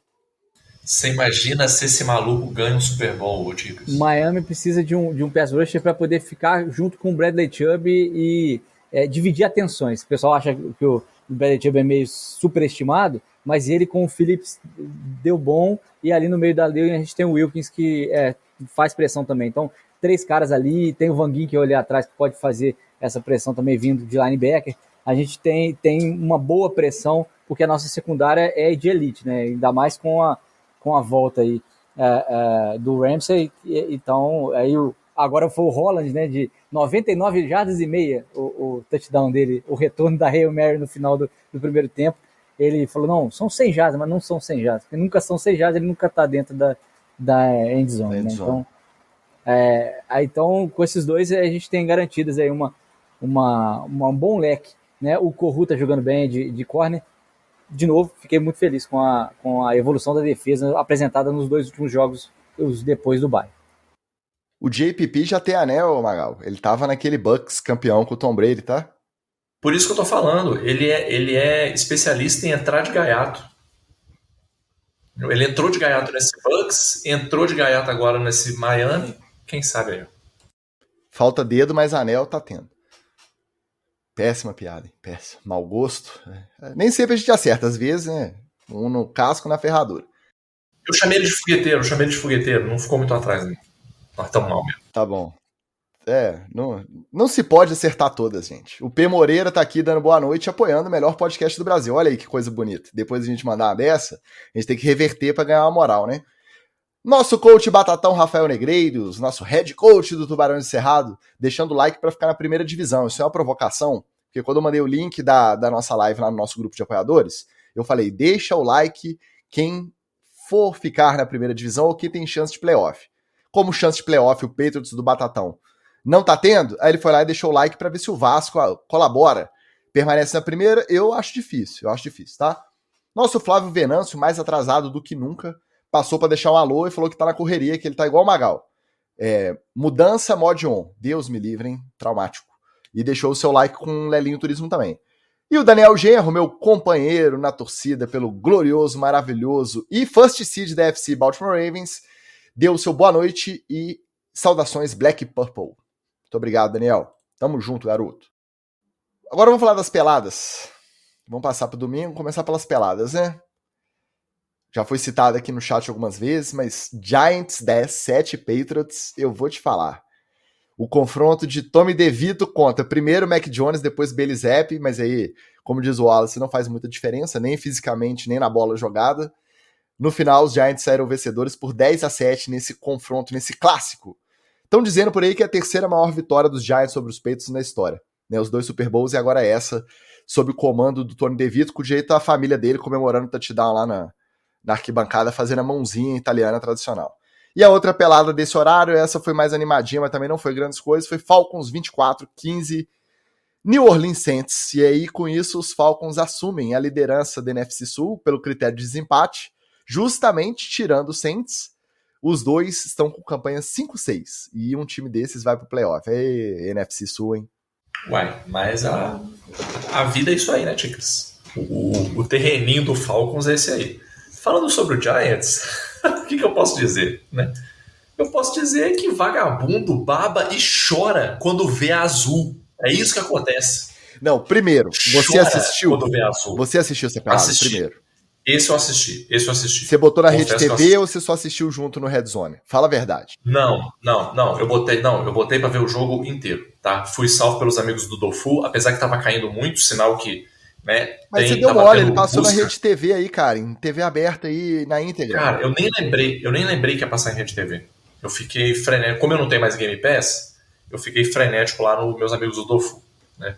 Mas, cara, a realidade é essa. A galera do Patriots pode chiar, pode... Gente, a gente já falou com vocês. Vocês estão nos estágios do luto. Tem gente que está na negação, tem gente que está na barganha. Mas vocês estão nos estágios do luto. O time de vocês acabou. A instituição de vocês acabou. Tá tudo falido. É terra deserta. Acabou. Vocês têm que se acostumar que daqui para frente a vida de vocês é isso aí. É fazer 7 pontos contra a defesa do Giants. É isso. A vida de vocês é isso. E vai ser isso por quanto tempo? Não sei. Não sei. Estava até lembrando aqui do negócio, Ticas. Sabe o que o torcedor do Patriots tem que botar na cabeça agora? Fazer uma conexão aqui ó, com o Star Wars, que é uma outra paixão na minha vida. O torcedor do Patriots, ele tá ali no final do episódio 3. Ordem 66, acabou o Conselho Jedi, os Jedi estão tudo fugindo pela galáxia, se escondendo. Acabou. Sem esperanças, aquele clima pesado, acabou. Quando que pode ser que volte? Lá no episódio 4. Só que a gente tem que lembrar que foi um gap aí de 24 anos. Eu espero que seja mais ou menos um gap de 24 anos aí, até que o Império do Mal contra-ataque e volte a fazer alguma coisa. Falar o que desse Patriots, né? É só desejo todo azar do mundo pro Patriots e, obviamente, nem ganhar de um quarterback que mora com a mãe, os caras conseguem ganhar. Cara, eu tava falando mal, mas depois que eu vi o tailgate da família dele, só os italianão fumando charuto e passava a câmera, eles faziam a mãozinha italiana. Aí o Mike Garofalo tava lá no pré-game da NFL Network, passou numa dessas delicatessen italiana, levou o sanduíche preferido do Tommy DeVito. Cara, What the fuck is a italiano, velho. What the fuck is a canone? O sanduíche tem com molho de vodka, cara. Molho de vodka. Esse menino deve ser alimentado com esse sanduíche desde que ele tinha 5 anos, por isso que ele é desse jeito. Não tem como, é tão clichê, que não tem como você não achar maneiro. Ele entrou em campo com a trilha de Sopranos, cara. O pessoal do Giants colocou lá, do social media lá do campo, colocou a trilha de Sopranos, da abertura de Sopranos, pra ele entrar correndo no MetLife. Pô, maravilhoso. Esse aí tem minha torcida. Eu acho que o Magal não devia torcer, porque pra ter uma boa pick no draft, devia torcer pra perder. Tá, mas... Eu não tô aqui pra isso não, Tica. Eu tô aqui pra pequena diversão do dia a dia. Nisso aí, tamo junto, tá? Tá valendo a pena. Esse ano eu vou te falar que eu já ganhei o ano. De dar essa sapecada na cara de vagabundo do Patriots, eu já ganhei o ano. Eu já tô satisfeitíssimo. Por mim, pode ir. Stop the count. 10-7, porque o kicker draftado pelo Belichick na 4ª rodada perdeu um field goal para forçar um empate de 35 jardas. Você viu isso também? Sapecada. A pick mais alta de um kicker desde 2012, um negócio assim. Não, acho que só não foi mais alta que a do Jake Moore lá do 49ers, também tá... Toma suquinho de laranja, desgraçado. Toma suquinho de laranja. Pra você ter uma ideia, o kicker, que é um cavalo do Ticas, ele não foi draftado. Ele parou no Baltimore Ravens por acaso. Bateu na porta? Oi, tô com meu currículo aqui na mão. Tô só fazendo parênteses aí da sapecada que o Magal... alega, supostamente ter dado. Tá nos Patriots. Não é supostamente, foi uma sapecada. Mas eu tô torcendo, eu tô curtindo a experiência do Tommy DeVito, contará com a minha torcida aí pro decorrer da temporada, tá? Vamos acelerar esse roletão, gente, tem muita pauta ainda, já passamos de 1 hora de programa, hein? Outra pelada, tá triste. Steelers 16-10, Cincinnati Bengals com Jake Browning de quarterback, sem Joe Burrow, e os Steelers sem Matt Canada, produzindo pela primeira vez... no intervalo de 58 jogos, pela primeira vez bateram mais de 400 jardas totais, coincidentemente ou não, justamente depois da demissão de Matt Canada de coordenador ofensivo. Então, bons ventos aí soprando, ventos do otimismo soprando ainda para essa temporada do lado dos Steelers, atualmente candidatos a uma vaga de wildcard. E o outro candidato à vaga de wildcard da AFC, depois dos resultados da rodada, foram os Colts, que bateram os Bucks por 27-20, mais uma boa atuação de Gardner Minshew, acionado depois da lesão de Anthony Richardson. Então, tudo indica que, se mantiverem nesse pique, eles vão morder 2 vaguinhas de wildcard aí, Indianapolis Colts e Pittsburgh Steelers. Há um mês atrás a gente também não apostava nisso, né? São dois times que têm duas boas defesas, mas que os ataques não estavam correspondendo, até por conta um por conta das contusões, e o outro parece que o coordenador que estava segurando o ataque mesmo. A gente já viu o Kenny Pickett mostrar talento, né? E soltar o jogo já em alguns jogos do ano passado. Tanto é que tem a minha aposta furada lá no início do ano, mas ninguém sabe porcaria nenhuma de NFL mesmo. Eu não me arrependo de ser essa dupla Kenny Pickett e Pickens ser a que a gente ouviu falar essa temporada. Provavelmente a gente vai ouvir mais falar agora que o Matt Canada não está mais lá e soltaram a rédea dos meninos. E o Colts, eu torço pro Colts ir pro wildcard só por causa da Gardner Minshew, a Minshew Mania, porque é só pela galhofa mesmo. Acho que o Jonathan Taylor é um cara que faz diferença, mas que já tá dando adeus pro Colts há muito tempo, né? Um running back que até holdout ele cogitou fazer, né? Tem um outro running back lá bom, que é o Ross, que pode revezar com ele, mas não sei por que cargas d'água o próprio Colts não utiliza tanto. E o Michael Pittman Jr. é real, é um cara que merece um quarterback de elite para poder trabalhar com ele. Assino embaixo, só vou comentar que aparentemente o vestiário dos Steelers deu uma melhorada com a saída do Matt Canada, né? Parece que o climazinho lá tá melhor. Tirando o Deontay Johnson, continua fazendo corpo mole? Foi até assunto lá no nosso... Esse aí é alérgico a touchdown. O nome dele tá no RH. O nome dele tá no RH já. Teve drop, viu o fumble retornado lá dele, não se moveu pra atrapalhar, então o corpinho mole dele ainda não parou, não. Outros 2 candidatos, cada um em sua conferência, a vagas de wildcard aí, pelo menos estão na disputa, e que se a gente falasse um mês atrás, parecia que a gente já tá doido, são os Broncos e os Rams. Os Broncos bateram os Browns por 29-12, tudo bem que os Browns já estavam sem o Deshaun Watson, começaram com o Dorian Thompson-Robinson, saiu no meio do jogo por concussão, foram de PJ Walker, Myles Garrett estourou o ombro no meio do jogo, Myles Garrett jogou o jogo inteiro praticamente sem levantar o braço esquerdo. Só tinha um direito para trabalhar. Mesmo assim, tentou ajudar, mas não deu. Final Broncos 29-12, Cleveland Browns. 5ª vitória seguida do Denver Broncos, olha aí. E os Rams bateram com facilidade os Cardinals por 37-14, aí também não tinha muita surpresa. Bailaram com Stafford saudável e o Kyren Williams, o running back saudável. Acabou, os Rams entram forte na disputa aí pela vaguinha de playoff, para alegria do nosso Rafael Viana, que comentou aqui no chat mais cedo. O Broncos é aquilo, né? Não tem muito jeito de fugir de ser um técnico experiente como o Sean Payton e um quarterback também já renomado como o Russell Wilson, mas olhem com carinho para essa defesa do Broncos.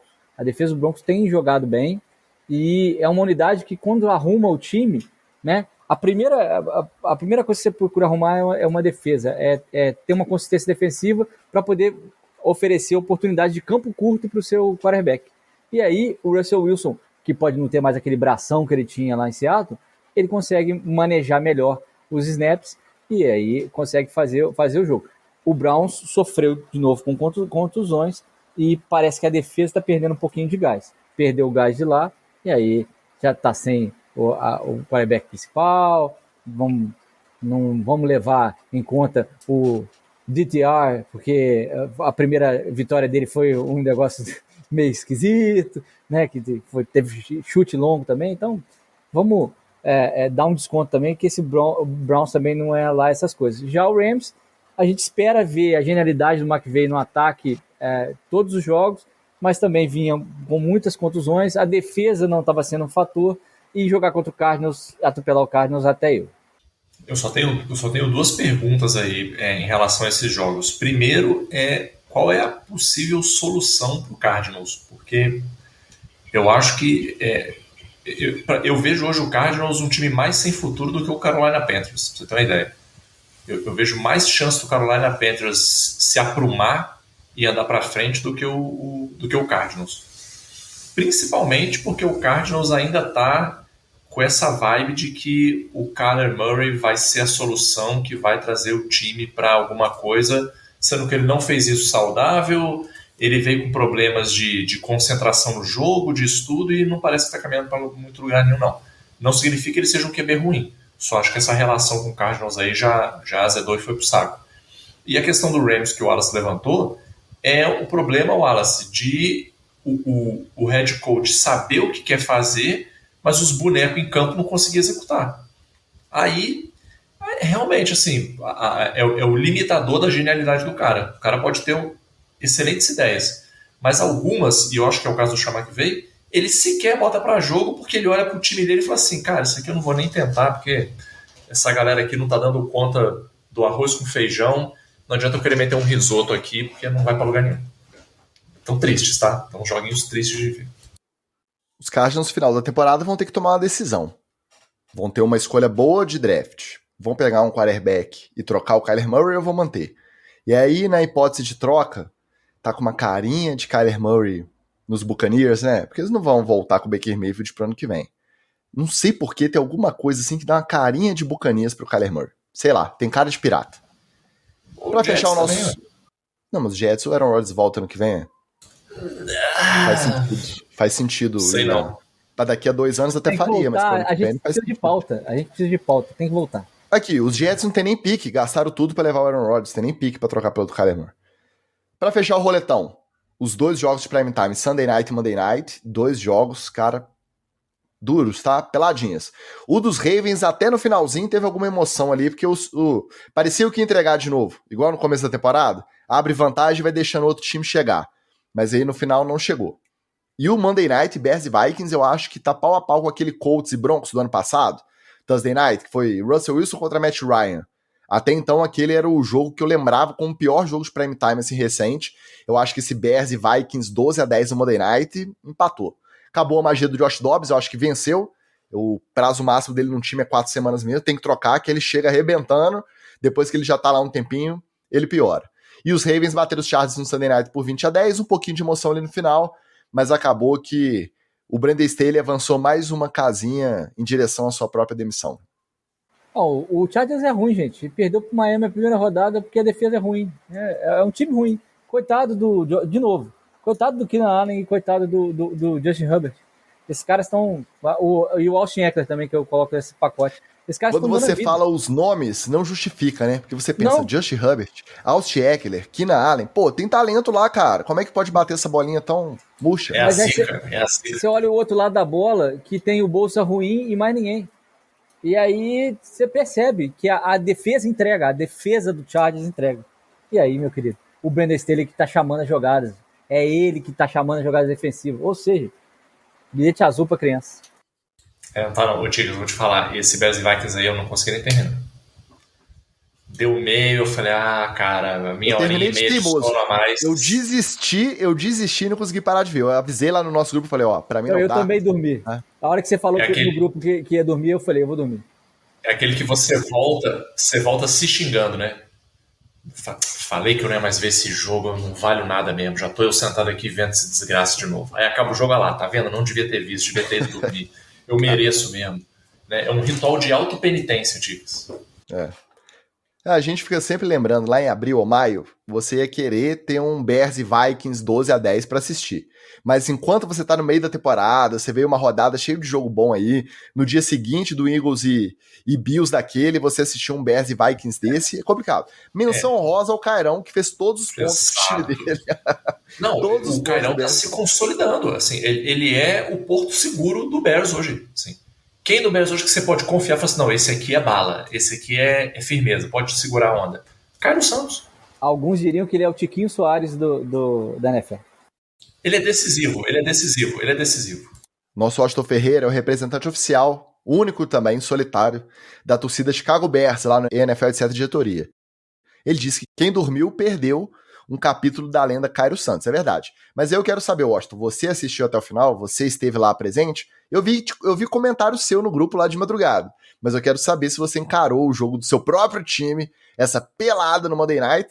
Eu desisti, mas eu falei assim, eu vou dormir, mas eu vou deixar a televisão ligada.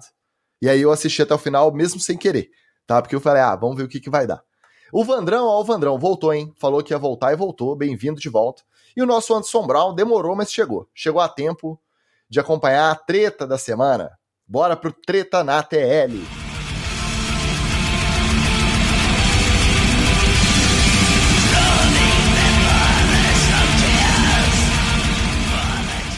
O Miami Dolphins do nosso Oli esteve mais em destaque do que nunca essa semana, tanto pela estreia do Hard Knock in Season, que a gente ficou de dar o serviço aqui semana passada, a gente não deu, ninguém divulgou, ninguém avisou, nem a HBO Max, nem a NFL Brasil, mas a gente entendeu, se mantiver o cronograma da semana passada. Foi estreia secreta.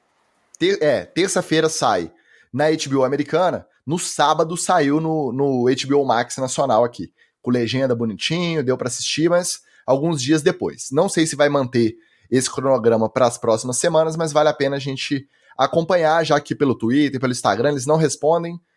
Fica a informação de quem ficou lá todo dia entrando para ver se tinha estreado no stream. Mas enfim. A informação dessa terça agora ainda não tem episódio disponível nem na gringa e nem na nossa.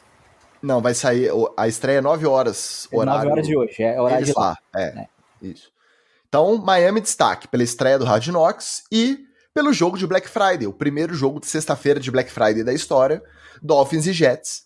E tanto no jogo quanto no episódio do Hard Knocks, o Tyreek Hill foi destacado como um dos melhores personagens do time. O bom moço, ele acabou de se casar na semana de bye do time. Ele se casou com a noiva aí de 2 anos, como um exemplo de cidadão, leva a mãe para os jogos, apresenta a mãe para o dono do time. E aí, esse perfil, tanto do Hard Knocks quanto na nossa transmissão aqui, eu não sei a transmissão americana, eu estava ouvindo a transmissão da ESPN Brasil. E o Paulo Antunes, quando a transmissão mostrou o Tyreek Hill entregando a bola do touchdown para agora a esposa, né, até então noiva, também entrou nessa de falar que o Tyreek Hill é esse bom moço, é um cara, né, que é muito importante pro filme, um líder de vestiário ali, um cidadão de bem, um exemplo de cidadão. E aí, obviamente, a gente tem que relembrar o histórico. O Wallace sempre faz o papel de relembrar o histórico dele aqui, o extracampo. No Twitter, principalmente partindo das mulheres que acompanham a NFL, eu vi uma reação muito negativa também, citando nominalmente o Paulo Antunes, lembrando o caso de agressão dele à namorada da época do college, que resultou em punição para ele, chegou a ser preso na época, foi julgado e punido pela agressão, e agora veio o rebranding. Agora ele tá casado, ele é uma das caras da franquia dos Dolphins e etc e tal. Aqui a gente sempre fica incomodado, o Wallace sempre faz questão de usar o adjetivo o bandido do Tyreek Hill. Ele fala, é o meu bandido. Joga muito, é um dos melhores da posição, é um dos melhores da história, tá no pace aí pra bater recorde essa temporada, mas é um bandido. Aí eu te pergunto, depois desse rebranding, tanto do Hard Knocks quanto do nosso Paulo Antunes comentando na transmissão, até que ponto, Wallace, a gente tem que sempre ficar lembrando, até que ponto a gente tem que ser mais antipunitivista e tem que entender que o cara que ele é hoje não é o mesmo cara que agrediu a namorada há 7 anos atrás? Como que a gente faz para lidar com esse perfil que a galera tá tentando mudar aí sobre o Tyreek Hill? Ticas, eu também reparei isso, e tem um ponto importante que ele fala no Hard Knocks, e que a gente tem que segurar, famoso, colocar a espada na cabeça dele. Porque ele diz que antes ele era um cara que chegava em casa, não esquecia o futebol americano, não deixava a agressividade de lado, e não estava sendo um bom noivo, um bom filho, um bom companheiro, um bom pai. Ele fala isso tudo.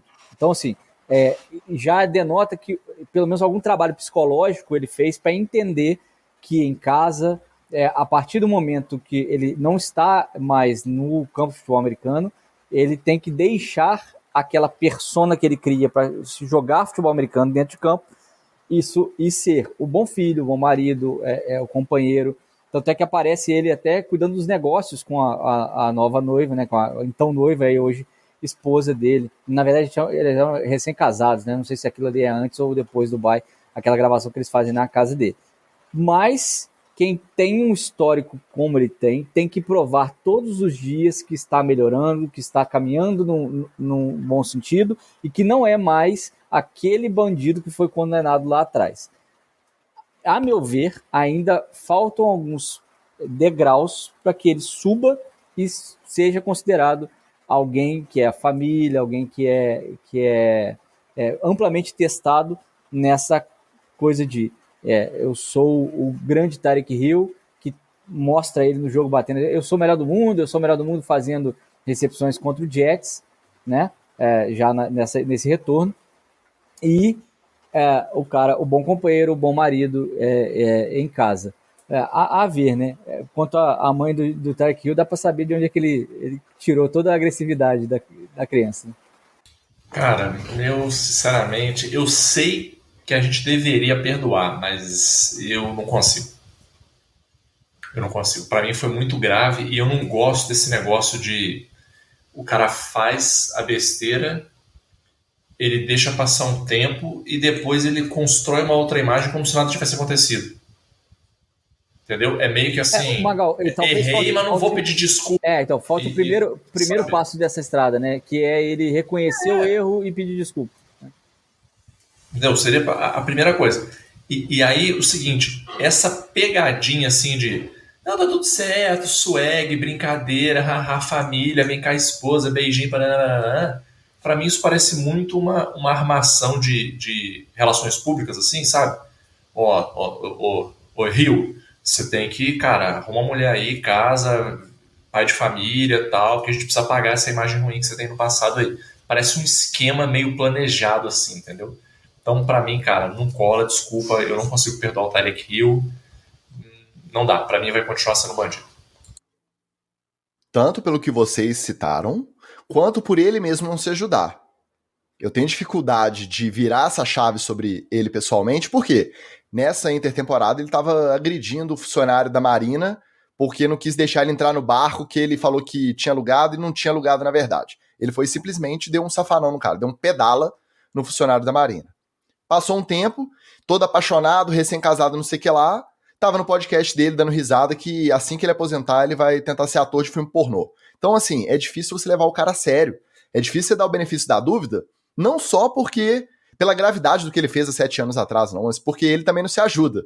Esse perfil dele agressivo, né, de maneira geral, no dia a dia ali, me dificulta muito acreditar que ele realmente melhorou. Eu acho que ele até melhorou. Não significa que a gente deva esquecer do que causou até a queda dele no draft na época por conta do histórico dele lá no college de agressão à namorada. Então, é complicado. Mas uma coisa que você quer destacar do episódio desse primeiro Hard Knocks aí do Miami, que te chamou atenção, Wallace? Mike McDaniel é a pessoa mais legal, junto com Tua Tagovailoa, da NFL inteira. Os caras são...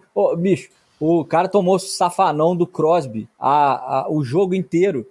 E o que ele fala antes do jogo é o que aconteceu dentro de campo. Ele fala do Crosby assim, queria saber como é que vai ser nossos papos aí dentro de campo quando eu enfrentar ele.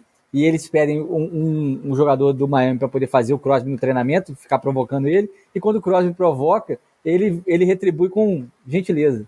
Tua Tagovailoa e Mike McDaniel são as duas pessoas mais legais da NFL. E tá aí o exemplo do que fazer quando você erra. O McDaniel errou também, ele quase perdeu a carreira dele por causa de algo. Você vê que toda oportunidade que ele tem, ele admite o erro, fala como foi difícil, se relembra aquele negócio do número que ele botou lá no escritório dele, né, de quantos dias ele ficou fora da NFL. Então, é um cara que demonstra que está fazendo um esforço genuíno para ser uma pessoa melhor. O Tyreek Hill, desculpa, é vagabundo. Isso é muito engraçado. A Patrícia, que não tem tanto, estava assistindo comigo o episódio, não tem tanta frequência na imprensa, principalmente americana, que está sempre entrevistando os caras, coletivos, tudo. Ela falou assim, nossa, como que é diferente o Mike McDaniel quando ele tá falando com os jogadores, quando ele tá dando entrevista. Quando tá dando entrevista, ele parece que ele gira. Ele sai da velocidade 1, ele vai para 0.50 ou 0.65, porque ele fala pausado, ele pensa cada coisa que ele vai falar, ele muda muito, né? No dia a dia do time, no vestiário, ele tem um ritmo completamente diferente. Aí senta para dar entrevista, ele reduz a velocidade e vai calculando exatamente o que ele vai falar. E mesmo assim ele manda bem. Então é uma figura muito interessante mesmo. Nosso nerdola. Em homenagem ao Felipe Bertelli, que chegou atrasado, deixando o seu like, o seu abraço e mandando Fly Goes Fly, próximo treta em homenagem. Essa torcida aí, reconhecidamente, uma das mais fanáticas, uma das mais chatas. O Felipe Bertelli, a Teresa Bernardes, claro que não. E agora a Júlia também, claro que não. Né, torcedores maravilhosos, super coerentes, super conscientes, bom senso aí, né, da torcida Philadelphia Eagles. Mas, no geral, é uma torcida fanática e chata, enjoada. Pra caramba. O Shaq Lawson, o defensor dos Bills, foi às vias de fato, foi trocar empurrão com o torcedor que estava ali atrás do banco dos Bills, lá no Lincoln Financial Field, porque ele falou que o torcedor estava ameaçando a família dele de morte. Esse é o grau da torcida do Philadelphia Eagles. E o técnico Nick Sirianni, ele parece que ele gosta de incorporar esse sentimento aí, essa coisa do, né, nós somos os bad boys, ele parece que ele dá uma forçadinha de barra pra entrar nessa pilha também. Semana passada, depois do Monday Night, que eles bateram o Kansas City Chiefs, viralizou um vídeo do Sirianni saindo pro túnel, saindo do Arrowhead, e virando pra torcida dos Chiefs, e gritando mesmo com a torcida assim, I don't hear shit anymore, Chiefs fans, see ya! Magal, tecla SAP, por favor. Eu não escuto titica nenhuma, torcedores do Chiefs. A gente se vê por aí. Isso, contextualizando, depois de perder um Super Bowl para esse mesmo Chiefs e ganhar um jogo muito importante, um super confronto, temporada regular, mas é um jogo de temporada regular. Então não é também essa vingança de mesmo nível do que você perder um Super Bowl. Aí, como não podia deixar de ser, o vídeo viralizou, a torcida de Filadélfia, que o Felipe Bertelli fala aqui que é recalque, que a torcida é sensacional, não é chata, não é enjoada e não é maluca. A torcida abraçou o Nick Sirianni, como sempre, quando vê essas coisas, eles, né, alçam o Sirianni assim, a um pedestal, e as torcidas adversárias acharam fora de tom, desnecessário, falta de decoro. E aí eu pergunto pra vocês, é maneiro o cara incorporar o espírito da torcida e do time a esse ponto, de sair aí do protocolo, ou como técnico de NFL, sabendo que tudo que ele faz é filmado, tudo é esmiuçado na época das redes sociais, que ele tem que manter mesmo uma postura, um decoro, que ele não tem que ficar xingando o torcedor adversário saindo do túnel quando o time dele ganha? Eu acho que ele tem que manter o decoro, Ticas. Na verdade, ele tem que ser mais sagaz. Eu não sou contra ele provocar a torcida, não. Mas você tem que ser mais sagaz. Você tem que ser mais esperto. Por exemplo, se ele tivesse saindo, né, perto do túnel, em vez de ele ficar gritando com a torcida, ele tivesse feito simplesmente aquele emoji da mãozinha no ombro, assim, né, de, ué, o que eu posso fazer? Tá aí o resultado. Se ele tivesse feito uma carinha dessa pra torcida e saísse em silêncio, a galera ia ficar mais puta ainda do que ficou quando o cara tava xingando, entendeu? O cara foi ali o famoso tapa de luva, sabe? É o que eu acho que faria mais sentido. Mas nem é isso que me preocupa mais. O que me preocupa mais é o efeito que isso pode ter de motivar o outro time. Isso é que eu acho perigoso. Porque aí você chega pros caras lá no vestiário e fala assim, aqui ó, o técnico dos caras tá fazendo chacota com vocês. Ó. E aí, nós vamos deixar barato ou como é que é? Cara, no ponto que eles estão no campeonato, eu não arriscaria isso aí não, entendeu? Eu ficaria um pouquinho mais suave. Foi uma vitória no Super Bowl contra o Chiefs? Se não foi, ele não tem razão nenhuma para poder falar. Então, envia vela no saco, fala que ganhou, beleza. Agora, ele só vai ter uma vingança bacana e vai poder falar de novo que tá acima do Chiefs quando ele ganhar o Super Bowl do Chiefs. Ponto. Acabou. Não tem conversa.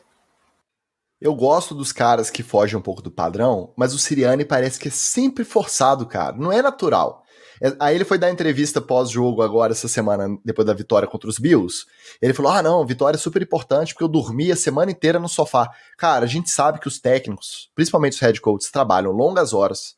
Muitas vezes eles dormem no CT para dar conta de planejar, principalmente quando é jogo importante, jogo decisivo. Mas você não vê ninguém usando isso para se auto-vangloriar em entrevista. Então, por isso que o Sirianni, o próprio Felipe Bertelli, que torce pro Eagles, falou que o Sirianni é doido.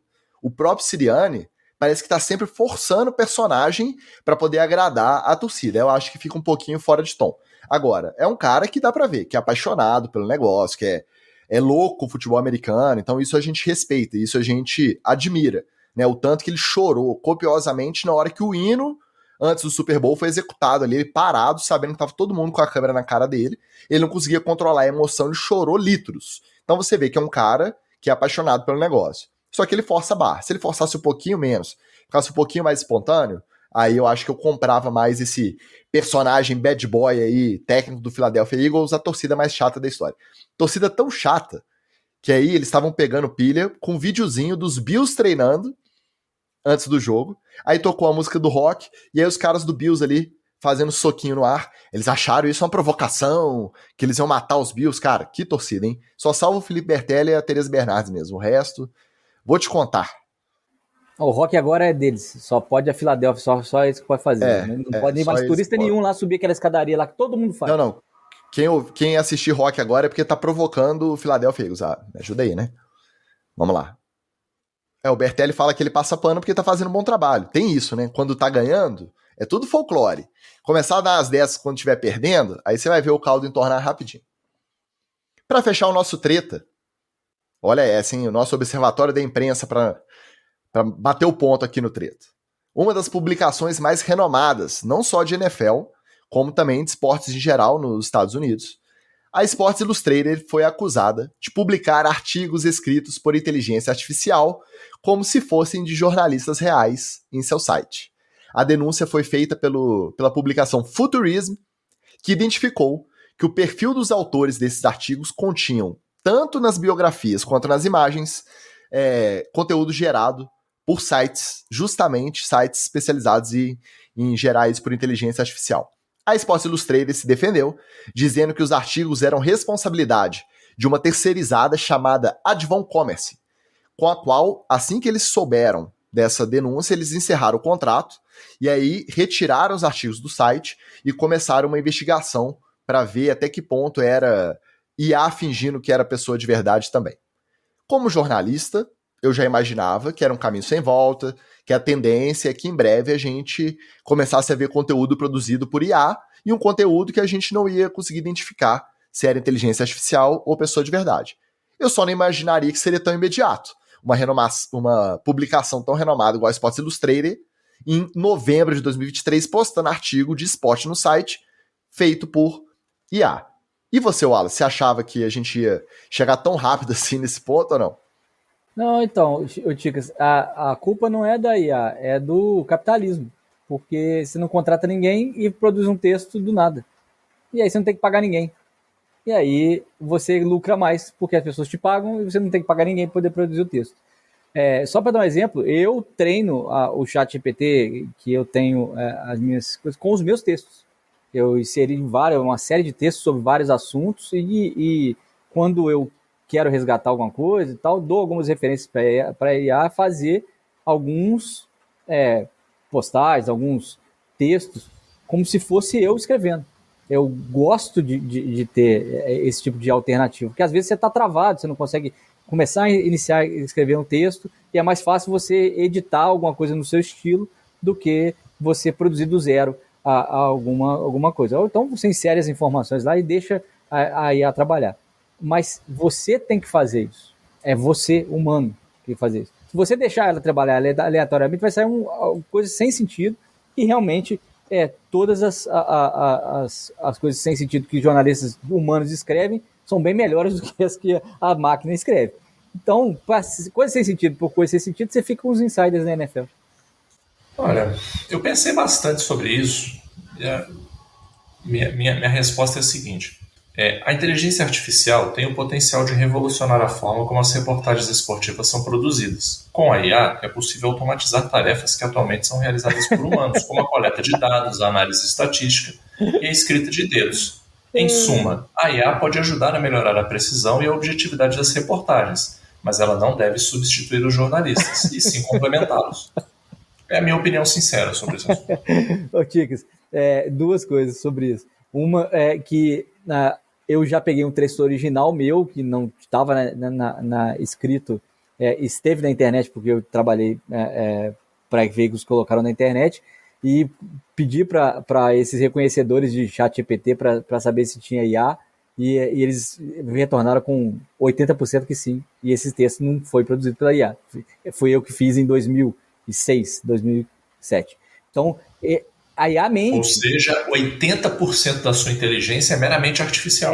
Pois é. A IA mente, a IA inventa fatos, inventa dados. Então, você tem que estar sempre atento. Não adianta... Igual a jornalista esportiva que nós comentamos aqui semana passada. O fator humano não vai ser substituído assim. Agora, o Magal sabe disso há muito tempo, você também. Eu acredito plenamente que nossa hecatombe, nossa derrocada não será pelo clima, será pelas máquinas, e eu concordo com o Washington Ferreira aqui no site. no chat, que a Skynet vem aí.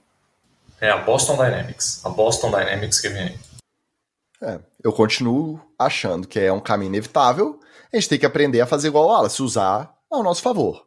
Ou igual o Vitorino, que fez aí uma declaração totalmente espontânea, né, para marcar o seu ponto de inteligência artificial. Exatamente.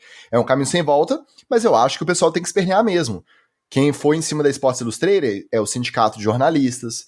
Enquanto eles estão fingindo que são humanos e não está claro para quem está lendo que é inteligência artificial, eles têm que ser cobrados. A tendência é que no futuro, que talvez seja nem tanto no futuro, né? Daqui a pouquinho, isso já seja melhor delimitado e a IA entre aí para facilitar também a nossa vida. Vai tirar emprego? Vai gerar outros empregos? Vai também. E aí assim a gente vai levando. Como todo o avanço tecnológico que a gente viveu até aqui. Você, senhor dos games que está vendo a gente, que tem 16 anos, vai treinando aí, como disse muito bem Alexandre Gresserpa esses dias no nosso grupo de apoiadores. Se você não apoia, apoia-se.se/NFL, etc. Viu? Não sou inteligência artificial, eu erro. E vai treinando para ser prompt engineer ou editor de prompt, para poder se adaptar a esses novos tempos. Adestrador de chat GPT, né? Vamos falar a verdade. Vai treinando aí. Igual tem o adestrador, tem o passeador e tem o de cachorro, de pet, e vai ter o do chat GPT também. Profissão do futuro. Não tem jeito. Bora pro TD ou Fumble. Acertou a miserável.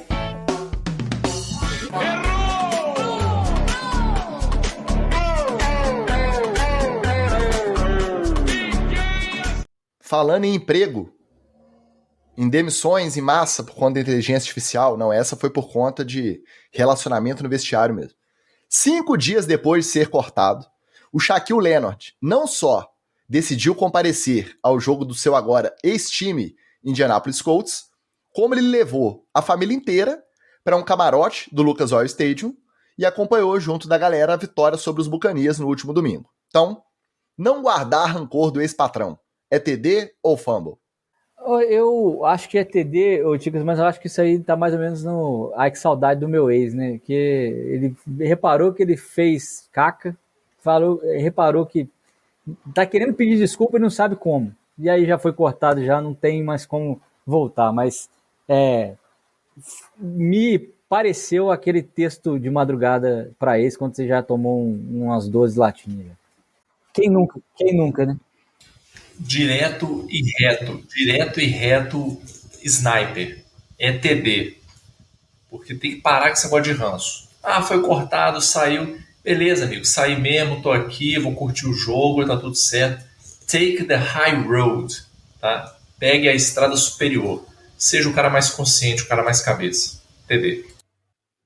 Exatamente o contrário do Magal. Pra mim é Fumble. Você termina o relacionamento... Que novidade. 5 dias depois, você não vai na casa da sua ex jantar, almoçar no domingo com a sua ex-sogra. Você não faz isso. Por que não? Por que não? Uai, se a família gosta de você, a mãe dela... Peraí, deixa eu contar pro psicólogo aqui, ó. Por quê? Porque as fases do luto começam com você processando, assimilando, tá? Esse trauma que foi na sua vida, esse rompimento. E você só vai conseguir assimilar esse trauma, esse rompimento, se você tiver um mínimo de distanciamento.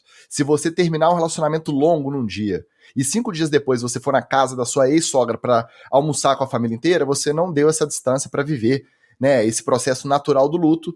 Fumble pro Shaquille Leonard. Chegou lá, foi ovacionado pela torcida, todo mundo bateu palma, cumprimentou, e aí ele tá aí, ó, nesse limbo, não assinou com ninguém ainda, apesar de tava com visita marcada nos Cowboys hoje e nos Eagles amanhã. Eu acho que não fica sem contrato, não. Mas mesmo assim, eu não iria almoçar com a minha ex-sogra 5 dias depois de ter levado um chute na bunda da minha ex-namorada, tá? Fumble pro Shaquille Leonard. O Arizona Cardinals perdia de 37-8 pro Los Angeles Rams, faltando 5 minutos pro jogo acabar, quando o Kyler Murray achou o wide receiver Greg Dort no canto da endzone para bater a marcação do cornerback Trey Tomlinson e receber um touchdown daqueles que só quem apostou no over de pontos do jogo comemorou. Mentira. O Dort também fez questão de celebrar e lançou a tradicional comemoração do Too Small, Aquele movimento em que ele tira uma onda com o adversário, fazendo o gesto de você é muito baixinho, você é muito pequenininho.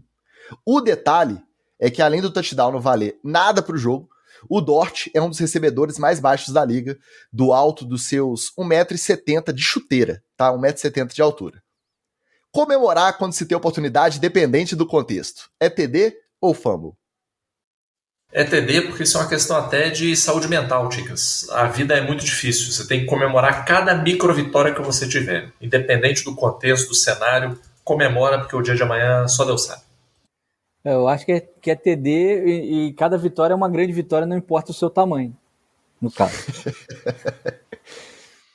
TD, porque pro cara ter a moral de chamar o outro de baixinho, tendo 1,70 m, aproveitando uma das poucas oportunidades provavelmente ele vai ter na carreira de tirar essa onda, tem mais que aproveitar mesmo. O contexto ele se preocupa depois. TDzaço. Pro gigante Greg Dort. Agora, para fechar, 2 TDs ou fumbles culinários. Agora virou uma tradição também. Agora o TD ou fumble sempre tem uma combinação culinária esquisita pra gente comentar. A primeira é a seguinte. O right tackle dos Bengals, o Jonah Williams, ele foi companheiro no high school do agora quarterback titular de Cincinnati, o Jake Browning. E ele disse em entrevista que ele acreditava que o amigo das antigas, ele é muito mais que um simples step linguiça, igual ele foi acusado aqui nesse mesmo podcast de ser.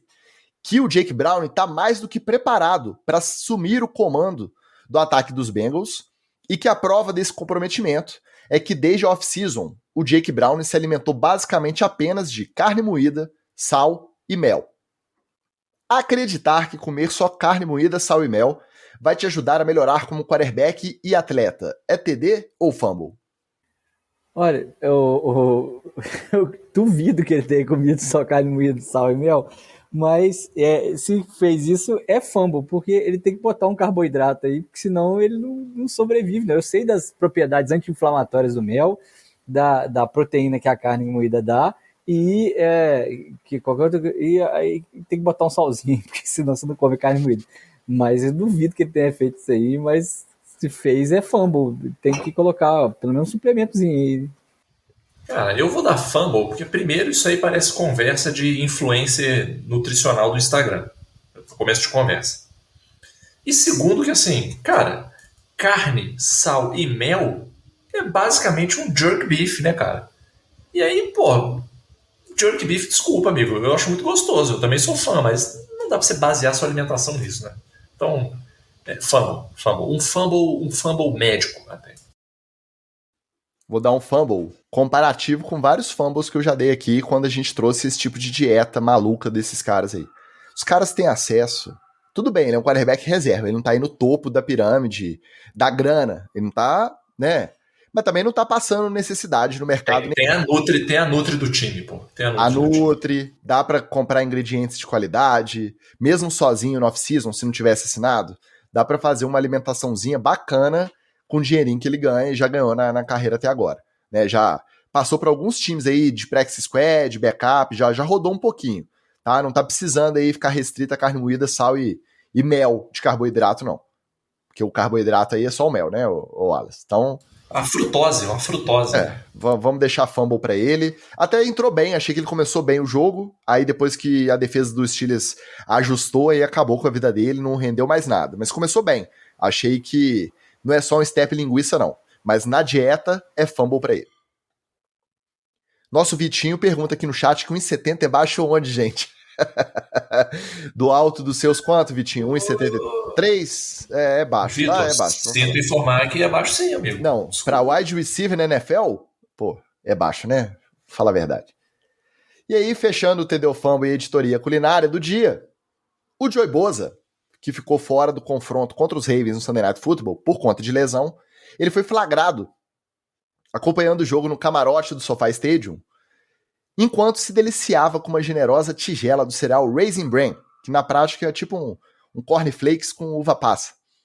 Escolher sucrilhos no camarote do jogo com tudo liberado. É TD ou fumble? É fumble pela oportunidade perdida de comer outras coisas. Mas contra o sucrilho exatamente não tem nada contra não. Fez muito a minha alegria aí. Mas é mais uma das comidas que a indústria alimentícia deveria ir para o Tribunal Internacional por ter estragado. Porque o sucrilhos era delicioso nos anos 80 e hoje, cara, virou praticamente uma bola de açúcar, horroroso, né? Então, juntamente com o que fizeram com o Nescau, com o ovo maltine, com o Toddy, esse pessoal todo deveria ir para o Tribunal Internacional. O Bolsa Ruim aí vai levar um TD meu porque jogou na segurança, cara. Porque quando tem muita coisa assim, muito diferente, variedade e tal, primeiro você vai no seguro, você faz lá a caminha no seu estômago do que você já está acostumado. Você come ali um sucrilhozinho, depois você se arrisca nas coisas mais sofisticadas. Mas é TD, o Bolsa Ruim. Eu vou de fumble também. Nada contra o cereal, tá? O cerealzinho de manhã ali, ainda mais de ressaca, ele tem o seu valor. O docinho, né? Leite gelado, pô, cerealzinho vai bem. Né? Um lanche da tarde até, tomar um café ali, belezinho, um cereal para acompanhar. Agora, 8 horas da noite no horário, não, se bem que lá é mais cedo, né? O sofá, esse aqui era 10, lá devia ser o quê? 7 horas da noite, num domingo, num jogo de futebol americano, no estádio, num camarote com tudo liberado. Aí é fumble, né? Cerealzinho com leitinho, pô. Vai comer um cheesesteak, vai comer uma batatinha. Pô, toma um refri zero, se não quiser sair da dieta. Apesar de que para esses caras eu acho que não tem muito problema com carboidrato, porque a carga é muito grande. Cereal, é fumble pro Boza Ruim. Com mais esse TD Fumble culinário, encerramos o nosso episódio 161. Lembrando a vocês que estreou mais um documentário de NFL, eu ainda não tive tempo de ver. No Prime Video já está disponível, com legendas em português. Bye Bye Barry, a história da aposentadoria do Barry Sanders. Para você que não lembra, acho que ninguém lembra, né? Só o Wallace que lembra, porque já assistia na época, final da década de 90 ali. Foi uma aposentadoria meio de surpresa. Um dos melhores running backs da história, de repente, decidiu parar de jogar. E esse documentário que estreou no Prime Video conta essa história, vale a pena para você enquanto espera a próxima rodada, que vai ter o quê? O reencontro entre Eagles e 49ers. Olha que jogaço. Vindo por aí, a vingança, será a vingança dos Eagles? Já estão se provocando aí. Hassan Reddick já deu entrevista falando que ganha com ou sem Brock Purdy. O Deebo Samuel disse que só ganha porque estava sem Brock Purdy, com Brock Purdy eles vão perder. Tem provocação, é o jogo da rodada, esse Eagles 49ers, mas até lá, bye bye Barry. No Prime Video, uma boa pra gente acompanhar. E quando sair, né, Wallace, o próximo Hard Knocks do Miami Dolphins, obviamente eu vou assistir tudo, porque Hard Knocks é comigo mesmo. Mais alguma sugestão aí, mais alguma dica pra galera? Só não passa a torcer não, porque você já ameaçou, já rompeu um Aquiles nosso já. Você ameaçou ver o primeiro episódio. Já foi um Aquiles pro saco. Já não, é o segundo na sequência, né? O segundo Aquiles que eu detono aí com a minha torcida no Hard Knocks. Hard Knocks. Agora, só pedir desculpa antecipado pro Thales, um beijo pra você, te amo, meu irmão, mas essa semana nós vamos deitar o momento. Eu não tenho nenhuma indicação para fazer, só vou relembrar a vocês que acabou novembro, tá? Então nós estamos literalmente entrando no último mês de temporada regular. Aproveitem porque está acabando o doce, tá? Outro jogo para ficar de olho, vai ter um Browns e Rams aí, tá? Que se tudo, o Dorian Thompson-Robinson tá aí no protocolo de concussão. PJ Walker não tá jogando nada. A gente pode acompanhar, de repente, vai saber a volta de Joe Flacco aos gramados. Imperdível, vai. E se do outro lado o Stafford sentir alguma lesão e tiver que ir pra tenda, pode vir o Carson Wentz no lugar dele. Então a gente pode ter um duelo aí, Carson Wentz versus Joe Flacco. É imperdível, você vai perder esse confronto maravilhoso de domingo? Nossa, olha... Você não pode deixar de perder. Não pode deixar de perder, exatamente. É por isso que aqui é o NFL e etc. Não é o NFL e mainstream, tá? Aqui é o outro lado da moeda. No mais, muito obrigado para você que nos atura semanalmente com o seu play, com o seu apoio, com o seu comentário aqui no chat, que ajuda a gente a fazer este programinha maroto. Semana que vem a gente tá de volta. Um abraço e valeu! Beijo! Valeu!